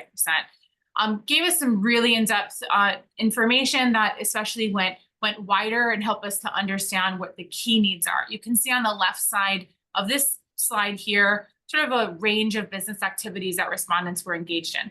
And then in order to reach deeper insights and have sort of more nuanced conversations, we also conducted qualitative research and specifically spoke to 92 interviews with key informants such as trade associations, so folks who are surveying other organizations as well, various segment participants. We tried to talk to a mixture of folks that were perhaps already engaging in volunteerism opportunities and had some insights and best practices, as well as those who were just perhaps getting into the space, as well as small operators and as well as larger operators. So we really tried to get a range of folks into that conversation. I'm just going to share a few highlights from what we learned from the data. And then again, happy to take questions now or in the future. So turning first to how the findings might inform the future development of those 3 programs that I mentioned. The 3 programs in particular that we're hoping to inform with this information is 1, the Foundational Technical Assistance Program, and then 2 community tourism collaboratives, 1 focused on community stewardship and 1 focused on regenerative experiences. So I'm going to touch there, and then I think my colleague, if not today, then hopefully at a future meeting, we'll talk a little bit about where those programs are going based on this information. So we asked small businesses to identify their barriers in operating within the visitor space, as well as the potential support that would help them address those barriers. And so you'll see the top 3 for each of those listed here. Again, barriers and then identified support that could help with those barriers. Really just kind of want to put a highlight underscore on workforce. We'll talk a little bit more about that in a minute, but obviously that's something that you folks are tuned in Ma'atu. So just wanted to flag that this really reinforces the importance of that work as well. Also wanted to highlight 2 of the top identified opportunities to support, which we saw in consistently coming up throughout the research, was increased marketing opportunities and then increased connectivity into and within the visitor industry. which we saw sort of as more of a B2B, more of a networking collaboration opportunities within the industry and really supporting, again, sort of more circular economies. The needs assessment really highlighted the unique role. I think that's one real key finding that I'd love to spend more time talking another time with folks about and understanding more, but really highlighted sort of the unique position that HTA is in as a convener. And I just sort of wanted to flag that as a theme and a takeaway of, for example, organizations talked about if they had gone through training related to the industry, it was primarily through HTA or they knew about it through HTA, but other opportunities identified really were interesting in many respects, but important. So increasing businesses to visitors, perhaps an obvious one, but one that we saw consistently highlighting the opportunity to connect partners and players within the industry more and across segments and lines of businesses more, sort of facilitating a B2B environment, perhaps even developing KPI. We heard from some organizations that have established internal KPI around how they're working with and supporting other local businesses, helping to convene conversations with regulatory agencies around sort of some of the system barriers that we identify throughout the report. So a number of different opportunities, but really, I think, again, leaning in on seeing almost a superpower, if you will, that HTA has the opportunity to be a convener. When we then hone in on the organizations that are engaged in community stewardship work, this is largely nonprofits, although not exclusively. Specifically, we talked to 43 organizations that are currently involved in stewardship of natural resources and vahipana, 177 currently involved in volunteerism, and another 353 that indicated interest in being involved in volunteerism. So sort of a lot of folks involved that wanting to and seeing and understanding the importance that this stewardship space plays within the overall future of the industry. So we again see, though, workforce needs as a key challenge. So also it's a key opportunity. We also see sort of a hope for more messaging that connects visitors and community stewardship goals. Sort of we heard this in a couple different ways, but one being helping messaging with inviting visitors to help steward places in appropriate ways, but then also wanting to help ensure that visitors are understanding the impact that they have on spaces. As you can see, there was a lot of excitement here on the right side for potential training support in this area. Much of the community stewardship input was enriched also with in-depth discussions with community organizations. And I think one of the clear takeaways that we saw that I think that we hope informs the program development is really the importance of tailored programs. We heard different things that community organizations especially were challenged with. Some were needing infrastructure support with, say, an area for a bus to be able to turn around so that they could minimize single vehicle traffic going into a small community. For others, it's help with working through stewardship agreements with public landowners. For everyone, it was helping to develop strategies to build their team, but all things to explore, I think, more. Regenerative experiences similarly highlighted, I think, the real pervasiveness of the workforce challenges, as well as increased marketing. And here we especially see the desire for more increased marketing to some of the specific markets and really helping to better understand how to leverage channels and tools for information. Sir, it's going the wrong way. Oh, hello, Mai. Thank you. Rebecca, so sorry. Can you start wrapping it up? We're just mindful of the time. Yeah, no problem. So what I'll just do is I'll sort of just share from a super high level. Hello, Mai. So there were a number of major themes that we highlight throughout the needs assessment report that are spotlighted. And so there's essentially 5 that you'll see, and I'll scroll through 3 of them very quickly. Workforce capacity, as we talked about, systemic change, increased marketing opportunities, and then you'll also see regenerative tourism, a spotlight on agritourism, and then a spotlight on our Maui-based respondents or respondents who are working in Maui as well as across the Pai'aina. The one thing I would just add to, because I think you folks have already had a really robust workforce capacity conversation, is really some of the need for connectivity with the affordable housing conversation, or in more particular, the lack of affordable housing conversation. We heard this from large businesses, small businesses, community-based organizations, trade associations, there really was a interest in seeing there be more understanding of how can we perhaps be creative about encouraging the conversation and perhaps even KPI around being a partner in affordable housing goals. That is just so intricately tied. 37% of respondents that were businesses looking to expand their work or looking to, connect with more visitors were identifying workforce capacity, but so too were new regenerative experiences. So I think one of the conversations I heard Chair Paishan mentioned earlier around the relationship between new experiences, new regenerative experiences, and the need for workforce capacity, we saw 37% of respondents say the same thing. So really being reinforced as a key need in all areas.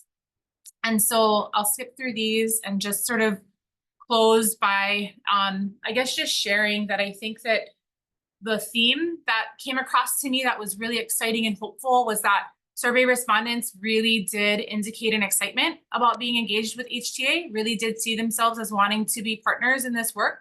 A lot of really exciting, robust ideas that you'll see throughout the needs assessment report, and lots of opportunities to continue down a regenerative pathway. So just mahalo nui for the opportunity to share.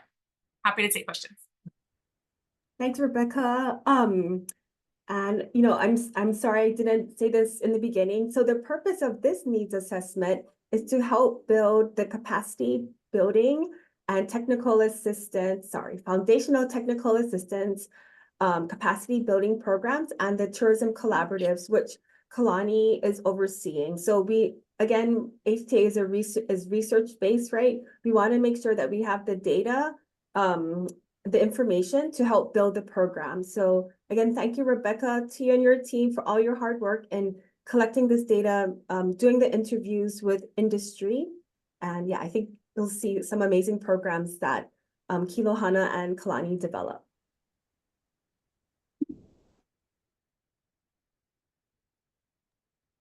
Caroline, do we have any additional presenters? Then I'll turn it over to Kalani for the next one. And before Kalani starts, I just again want to thank Ward Research and Solution Specific for yet again another robust set of data that really is helping to point the way and triangulate the data that we have available that's pointing towards, yes, we want to create a tourism future that is mindful of first of our natural and cultural environment, that is going to continue to build on the workforce pipelines that will help to keep our people home and to provide opportunities for them to enter and to progress in their trajectory. I just want to give you folks, for those who, John, Rebecca, and probably the next set of presenters, it's likely that we will ask you to come back so that we can further digest this information and then get into more conversation. Mahalo. One quick question for Rebecca. Rebecca, great work. Thank you. This is very, very interesting. Sorry you didn't have more time. Just wanted to ask, did anyone from the governance study have a chance to talk to you? I don't believe so. That doesn't mean they didn't reach out, but I don't believe we had the opportunity to. I think it would be very helpful, Madam Chair, if they with the remaining time that they have in doing interviews, that they talk to Rebecca. Great work, great survey. Thank you. Thank you, Chair Hanneman. Duly noted, and we do have time before the governance study wraps up. So mahalo. Yes. Kalani, over to you. Thanks, Chair. I don't know what's more instructive because we're actually coming up to the 10:20. We've got two sort of big things. So maybe if it's okay with you, Chair, we kind of figure out what a path forward looks like. The next presentation is really about the three major programs that are informed by the needs assessment that Rebecca just shared. So it's the Community Tourism Collaborative for Stewardship, and then it's the Community Tourism Collaborative for Experiences, and then the Foundational Technical Assistance Program. So three major programs are sort of bundled in 7C. And then agenda item 8 is really what's the plan moving forward. And so Daniel has asked us as staff to work with the committees for our strategies moving into the next fiscal year, which is fiscal 25. And then by extension, I sort of took the opportunity to throw in the next biennium as well, because our budgets for the next biennium are due in August. So there's not a whole lot of time. So that's what agenda item number 8 is really about. So I'm happy to use the last 2 minutes to try to zoom or figure out a plan B when we can cover these more appropriately. Thank you. Please, by raise of hands, members, who needs to get off by 11 o'clock today for voting members? You need to get off before, or let me rephrase it. Who can stay on until 11, all the way up until 11? Please raise your hand. Voting members, 1, 2, 3, 4. Okay, 5. We will have quorum. Thank you. Please proceed. Okay. So with that introduction, then, thanks, Chair, thanks, members. We'll move to Tyler to introduce the next section. Like I said, these are the next 3 kind of major programs that we're moving into in the fall. In terms of overall timing, it's covered in the project, or in the not the project and the proposal, the PowerPoint, around sort of the timing. What we're really looking to do is to launch in June. And so what we're asking for, and I want to lead with this, is we're looking for this committee's recommended approval to the full board of these 3 programs: foundational technical assistance, community tourism collaboratives for stewardship, and experiences, so that we are looking for action from the board on this next presentation. Over to you, Tyler. Thanks. Hey, Kalani. Super briefly, board members, I want to introduce you to Kanoi Takitani Puahi, who works with Solution Specific, and Rebecca Sutton. So really quickly, Rebecca is both the president of Ward Research, which just presented to you. She is also the COO of Solution Specific, which is Kanoi is going to be presenting on behalf of. So Kanoi, if you want to take it away. Awesome, thank you. Okay, so I know we've heard a super quick overview from Becky on the needs assessment, and essentially what we're going to be going over next is, now that we've gotten all the input from members, from people, from stakeholders, from community in the needs assessment, now we're going to pivot that over to what does that mean for the programs that we're going to be designing. So thank you to Chair Hanman, Chair Paishan, all the rest of the members of okahua. We're going to briefly go over all 3 of the different programs that we're going to be designing, and then I'll definitely take any questions you guys have at the end. So 3 programs, we've got foundational technical assistance and the 2 community tourism collaboratives, community stewardship focus, and then regenerative experience focus. Basically, the underlying intention of these programs is to provide support for local businesses and communities in being better positioned towards their and HTA's regenerative goals. The needs assessment fed information into the program design and the curriculum that'll be developed in all 3 of these programs. Want to make that super clear. We are in the program design phase right now. We're going to move into program execution and then funding opportunities to be dispersed all before the end of the year. June, we'll start the program execution, and then we'll have 6 months before December 31st, and we will have fully dispersed all of the funds for these programs. So first up, we have the Foundational Technical Assistance Program. The objective of this program is to provide tools and resources to help Hawaii businesses and organizations work with and within the visitor industry throughout Hawaii. Essentially, we will know that this is a successful program because Hawaii businesses and nonprofit organizations will walk away with, number 1, an increase in knowledge, but more importantly, with the ability to access resources within the visitor industry and have a network of individuals, partners, stakeholders in their toolkit that will allow them to better operate in and connect to the visitor industry throughout Hawaii. This program is really designed for businesses and organizations already operating in or wanting to operate in the visitor industry and are looking for ways either to grow or to connect to others within the industry.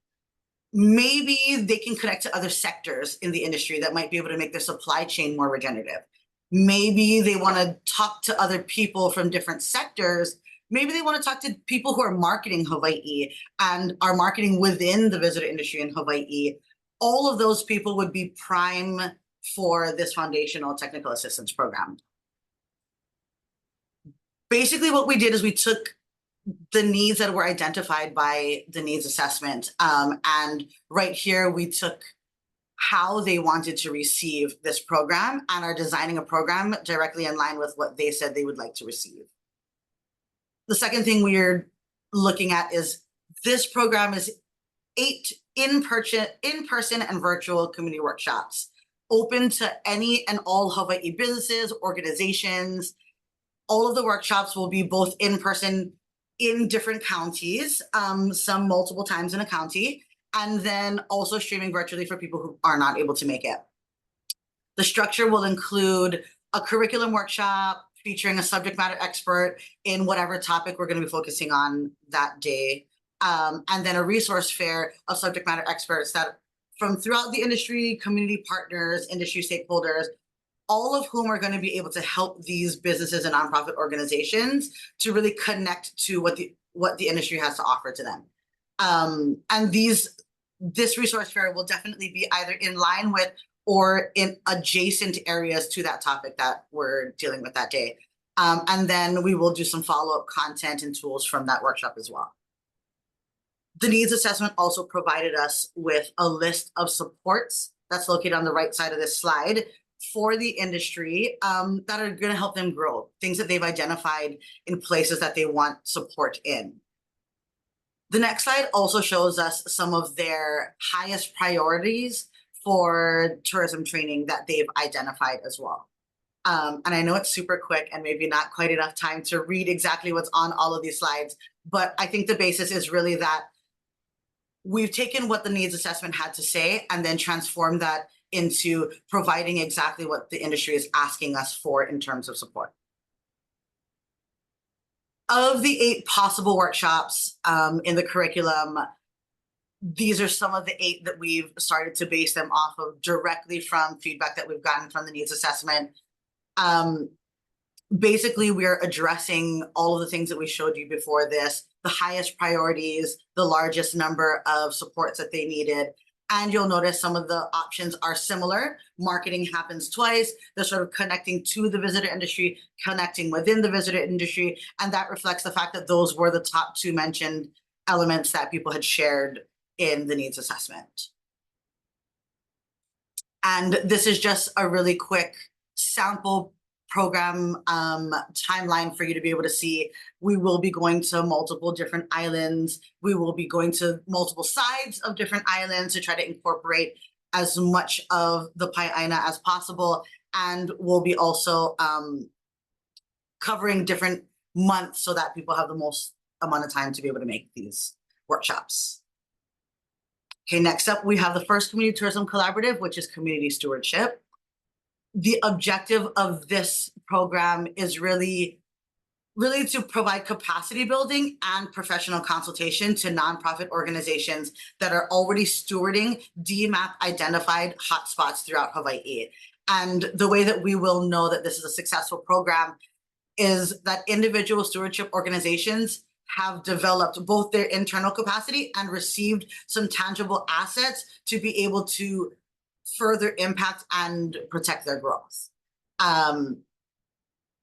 This program is really designed to provide professional consultation and capacity building in very specific areas, of course, identified by the needs assessment, that are going to help these nonprofit organizations that are already stewarding DMAP identified hotspots.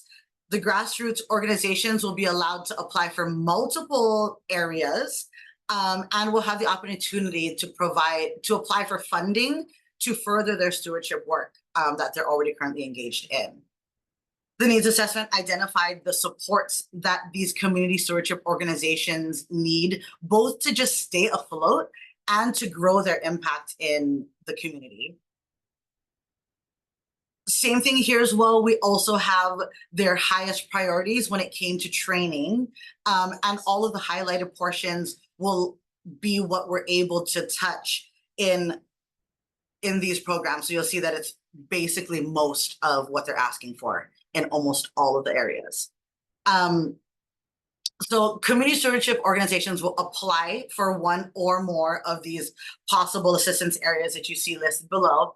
And after a competitive application process, a team of evaluators will select the organizations who will receive assistance in whichever respective area they've applied for.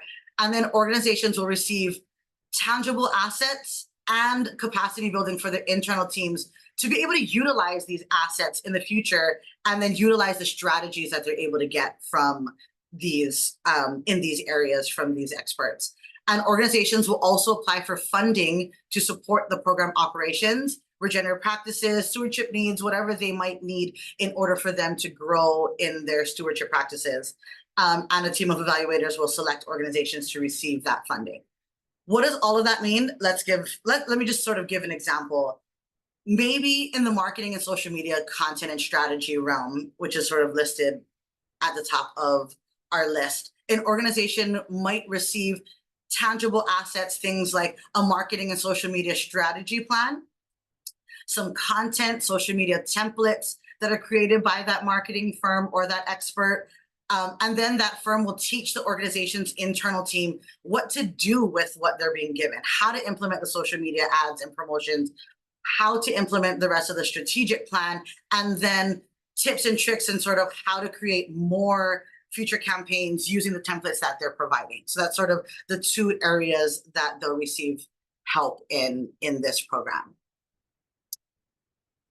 The next few slides will show a super high level overview of the program and the funding criteria. We've sort of gone over a lot of these previously, but nonprofit organizations, identified tourism hotspot in the DMAPs, they'll be evaluated by an evaluation committee, and then they'll provide a plan for what they're going to do with the funding before the end of the year.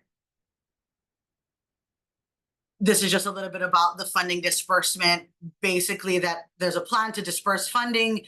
They'll spend that funding before the 22nd of November, and then once they return a final report, they will receive the last bit of that funding.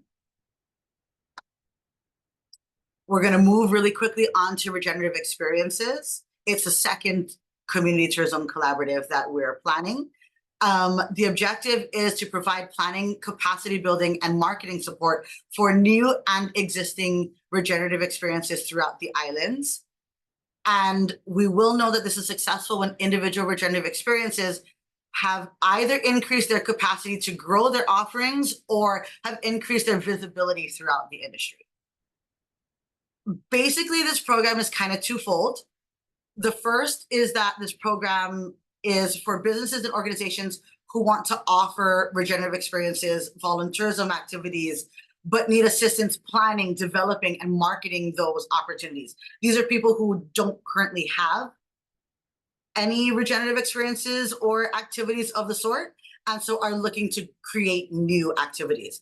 The second bucket of people that this program will be for is already existing regenerative experiences and sort of looking to expand their offerings, develop their internal capacity, maybe expand into new markets or handle new influxes of Malihini with an increase in marketing opportunities.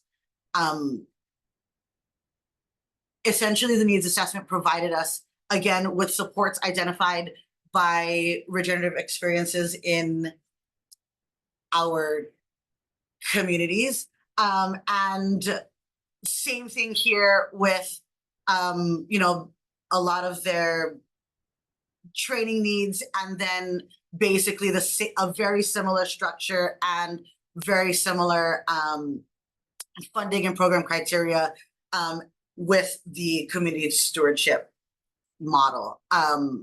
I know we're going super quickly here. That's basically it when it comes to the three very similar timelines and structures as well.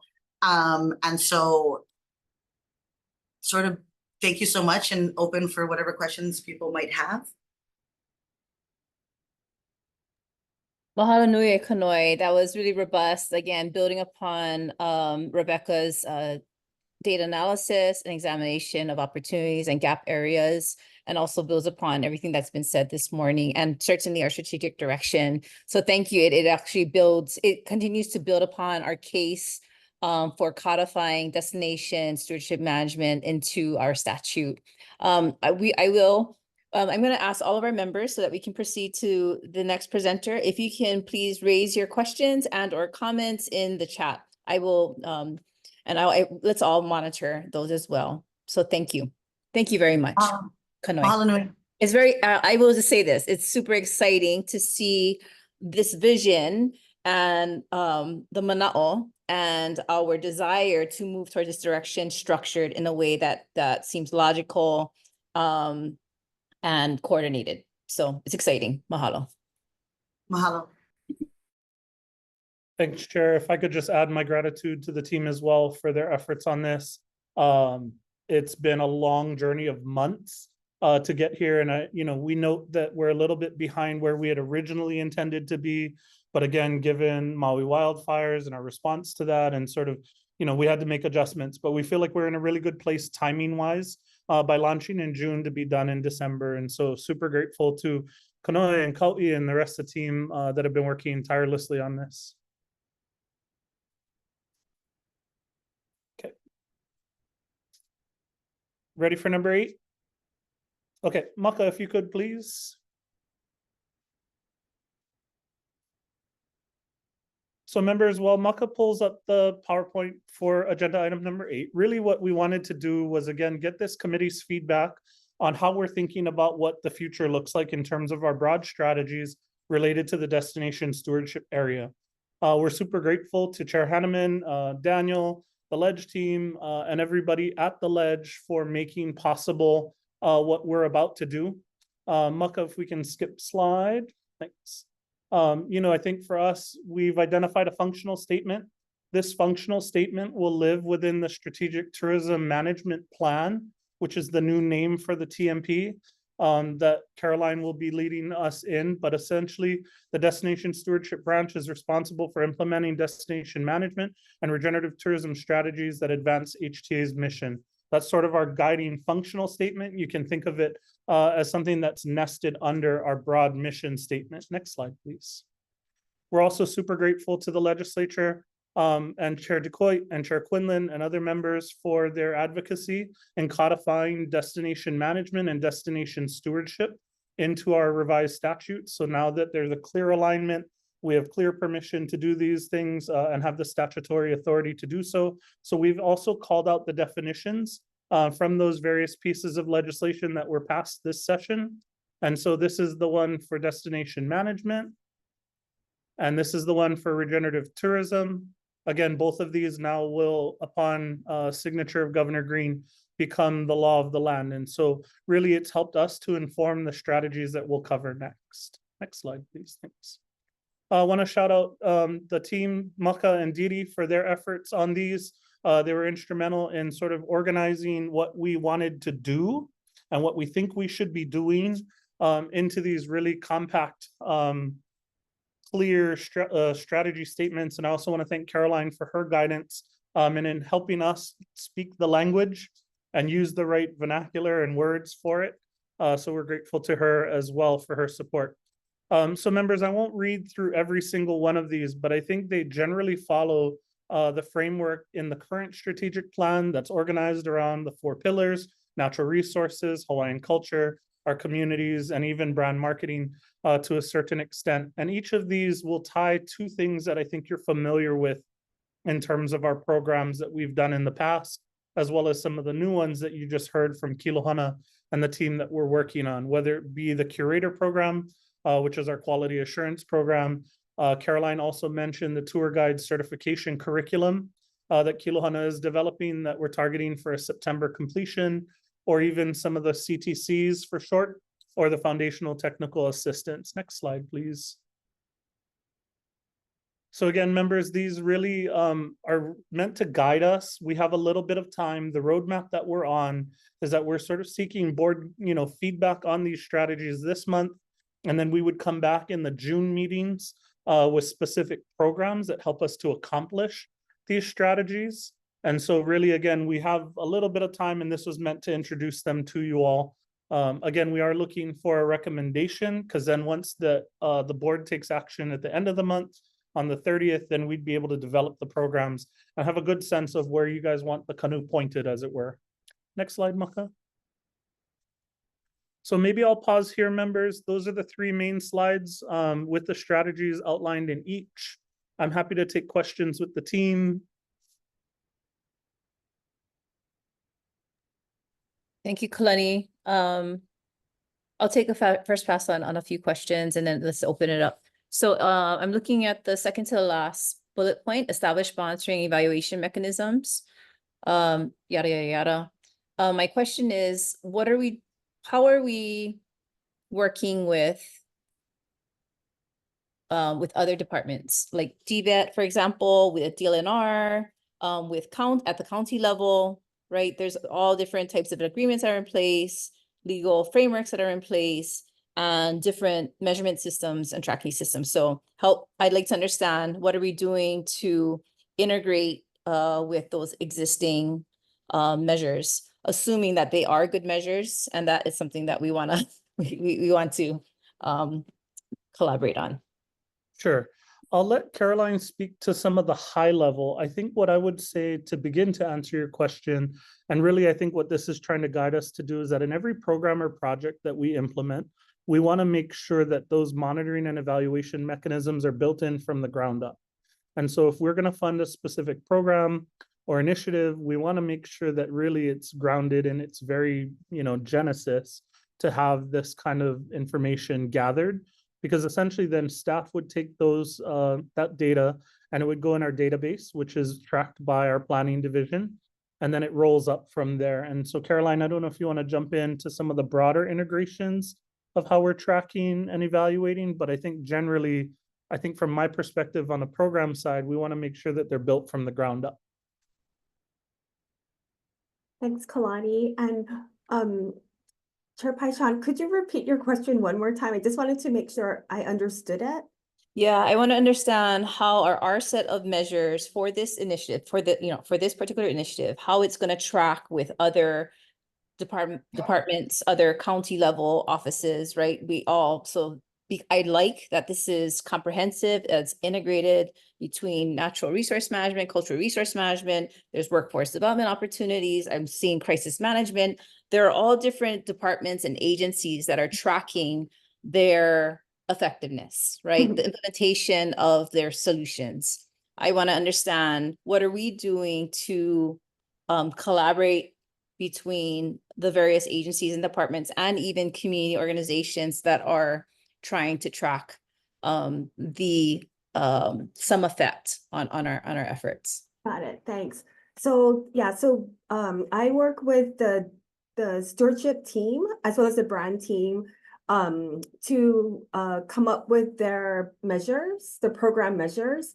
So working with each of the staff, seeing how they collaborate with other agencies, the community organizations, businesses in the development of the measures and collecting the data. So yeah, it's in collaboration with the program staff in working with the indicators that they're coming up with. I know that's not the best answer because I don't work with the programs that those that are implementing the programs. If it's with other agencies, I might not always be working with them. So I depend on our staff to work with them and come up with what they think is the best ones, and I'm there to help guide them. Yeah. No problem, Caroline. And I don't mean to put you on the spot. I think we all know that interagency coordination can be a viable, right? It can be a viable approach for these really complex, sophisticated opportunities and challenges. So what I'm saying is, as you proceed, as we get organized as HTA for our strategic planning, the next strategic planning effort, DMAP and so forth, that I like what Kalani said, what you have said, Caroline, what our colleagues here at Kilohana and Ward Research and so forth have said, that HTA as a convener can ask to convene different agencies, departments, and add to your DMAP process, and community on the ground, bottom-up approach to help feed what might be some of the metrics and the ways for which we will measure the change that we will see over time in a concerted way. I'm super passionate, as you can hear, I'm super passionate about measurements and data and how we understand, how we know we're making the change that we were intending for. And I should mention, I'm working with a team to create their program logic. So maybe I should have started there. So in that program logic, right, we have our outcomes and the measures. So you'll see there, how, we're gonna be tracking measures. And you're right. We should also be, or we will be working, or we actually still do work very closely with DBED and tracking those like environmental measures, for example. There is a relationship there with that. Thank you. Kalani, anything else that you want to present? Yeah, I would just say no, nothing else to present, but rather that if individual members have questions about anything in the slides that were distributed as a handout today, to just call me, and I'm happy to go through this in more detail with you offline individually, if that helps you folks. Thank you. Members, please go ahead and use the chat feature for any comments, but let's open it up for just like 2 minutes. Are there any other questions or comments in regards to the strategies that were just presented? Chair Hanneman, did you have? Yes. Yeah, let me just say this. I like what I see today. Thank you, Kalani. Thank you, Caroline. I think from the chair's perspective, I want to echo and underscore what Madam Chair has said today. I think it's important when we are now embarking on a codification that it is part of our statute to do destination management. We really have to have excellent collaboration with other state departments and county agencies for that matter. So I would like this committee to really flush all of that out before I bring it to the board, so that we can have a crisp discussion. And I want to talk about the next step, which is to engage the legislators to also understand how we have taken what they have authorized us to do, and then now we would like to work with them so that when funding issues come up, when who's in the lead, who's on first, who's on second, what have you, all those things will be resolved or at least addressed, because now we are taking a major leadership role, or should I say the leadership role, in ensuring that destination stewardship and management is part of our mission, and we're doing this for and on behalf of the state. So excellent points that you raised, Madam Chair, and I'm looking forward for it to come out of this committee and we can take it to the next level of discussion. Thank you, Chair. Anyone else? Any other members? Any other additional comments that you'd like to vocalize? If not, feel free to use the chat function as well. Okay. Kalani and Caroline, does this item require a vote? Sorry, Vice Chair, are you wanting to say something? Okay, just checking. Kalani and Caroline, does this require a vote? So if we could request, staff would request items 7C and 8 each have motions for this committee to recommend full adoption by the board.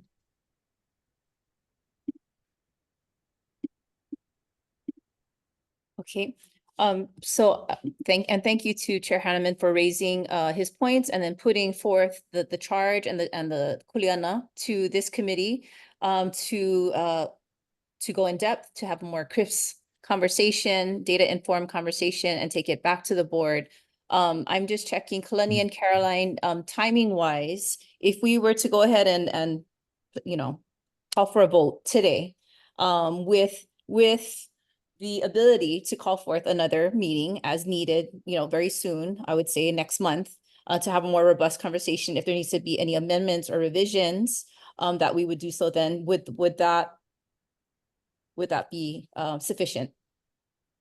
Short answer, yes, and pretty please, I would like to have a okahua in June, because that's when we would come back. We could tweak any of the strategies, and then also we would present and we will present the programs that would sit under them. Okay, thank you. Members, I would like us to consider that. I would like us to, and I would like to call for a vote for item 7C to accept the action on foundational technical assistance and community tourism collaborative planning as presented. And we will commit to a meeting in June to further discuss and possibly refine.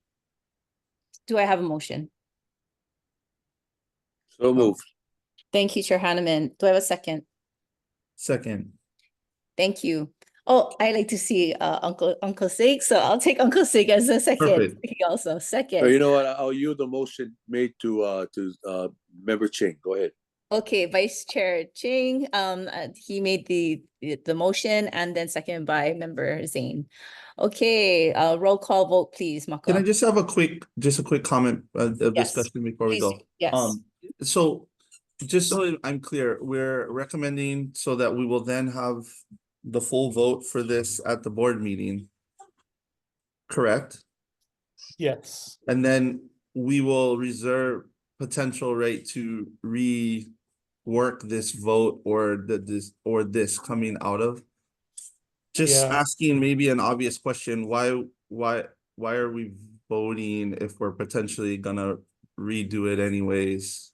I get there's maybe a reason to put forth the confidence behind this, but Well, Sure, maybe Chair I can try Hanneman, to go ahead. answer that. Go ahead. I don't intend to put this on the next May board meeting, even if what you're voting here, because what I'm hearing is that it's going to come back in June for another meeting. And that after that meeting, then I'm open to putting it on the June agenda. I think it has to go on our June board meeting agenda. Kalani, am I consistent with your thinking? Correct. The June board meeting is where all the budget and programs and everything will be in so that we are ready to rock and roll July 1. Okay. Yeah. So if that's the case, Chair, then we wouldn't need the motions on 7C and 8 and we could adjourn. Well, we still have a motion on the floor. And now we're open up for discussion. So let's continue to discuss. Any other thoughts? Member Agas, Member Minor McNamara, anyone else?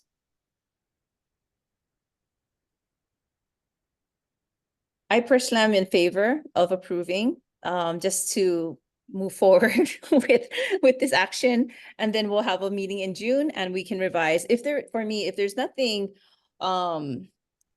substantial that is going to be reworked in our programming, then I don't think it hurts to go ahead and call for a vote. However, if members are feeling like they want more time with all of the great information that was provided and to distill it further, that's totally understandable as well.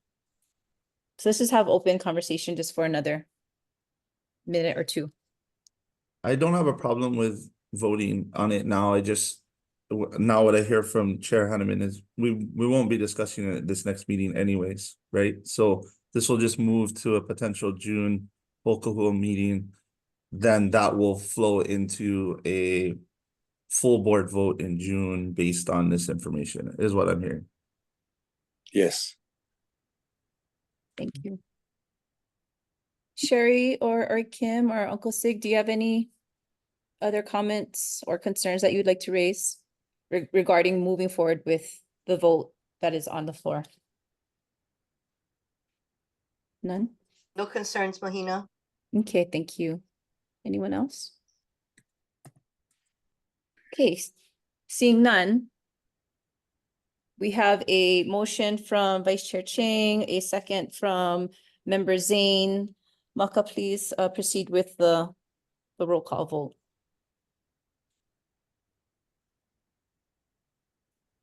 Is this two separate motions? This is just 7C. 7C, got it. Okay.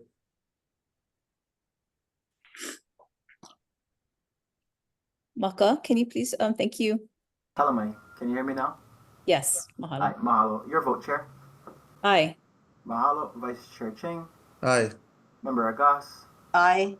Chair Hanneman. Aye. Member Minor McNamara. Aye. And Member Zane. Aye. Aye, motion carries. Mahalo. Mahalo. Kalani, with the time that we have left, shall we, would you like to just present, I would like to delay the motion or act, to take action on number 8. Would you like to spend the rest of the 7 minutes to just present on number 8, or would we like to move that over to a June meeting? Nope, that's the slides that were just up. So we're actually good. So the strategy slides were agenda item number 8. But given Chair Hanneman's direction, I think we're good to go. Okay. Thank you so much. Members, thank you so much for staying on 53 minutes, additional 53 minutes, and thank you for the hearty discussion. And thank you, mahalo nui loa, to all of our presenters and partners that are helping to organize our strategies, our tactics, our data. And it's very exciting that we are making, we're building our capacity and the infrastructure needed to move forward in the way that our communities have been asking, our legislators, our community champions have been asking. Vice Chair Ching, do you have any final comments? No, thank you everyone for yeah, especially the presenters. We didn't have much time to comment and thank you all, but I acknowledge what a great amount of work and care that you put into it, and just wanted to, unfortunately make a general statement to all of you, but I did appreciate all of the work and presentation we had today. So thank you. Thank you. Any other members? Member Zane, Member Minor McNamara, Member Agas, and I'll save the final comment to you, Chair Hanneman. Any other members? Okay. Oh, just want to say again, echo good work that you and Dylan have been doing with this committee, and certainly acknowledge the work of the staff, Kalani and Caroline in particular. We're in a good place. Mahalo, mahalo, mahalo, and to the presenters today. There will be time to have additional questions for you, but great work. I really very pleased with what I'm seeing and hearing. So that's my party shot for today. Thank you. Mahalo nui. Mahalo to all of our hardworking staff and leadership at HTN. Mahalo nui. And also Maka. Yes, of course, to Maka as well. This meeting is formally adjourned. Mahalo. Thank you. Aloha. Aloha. Mahalo kako. This concludes our Okahua Hawaii Standing Committee meeting on this Monday, May 20th, 2024. Malama pono a hui ho'akuno.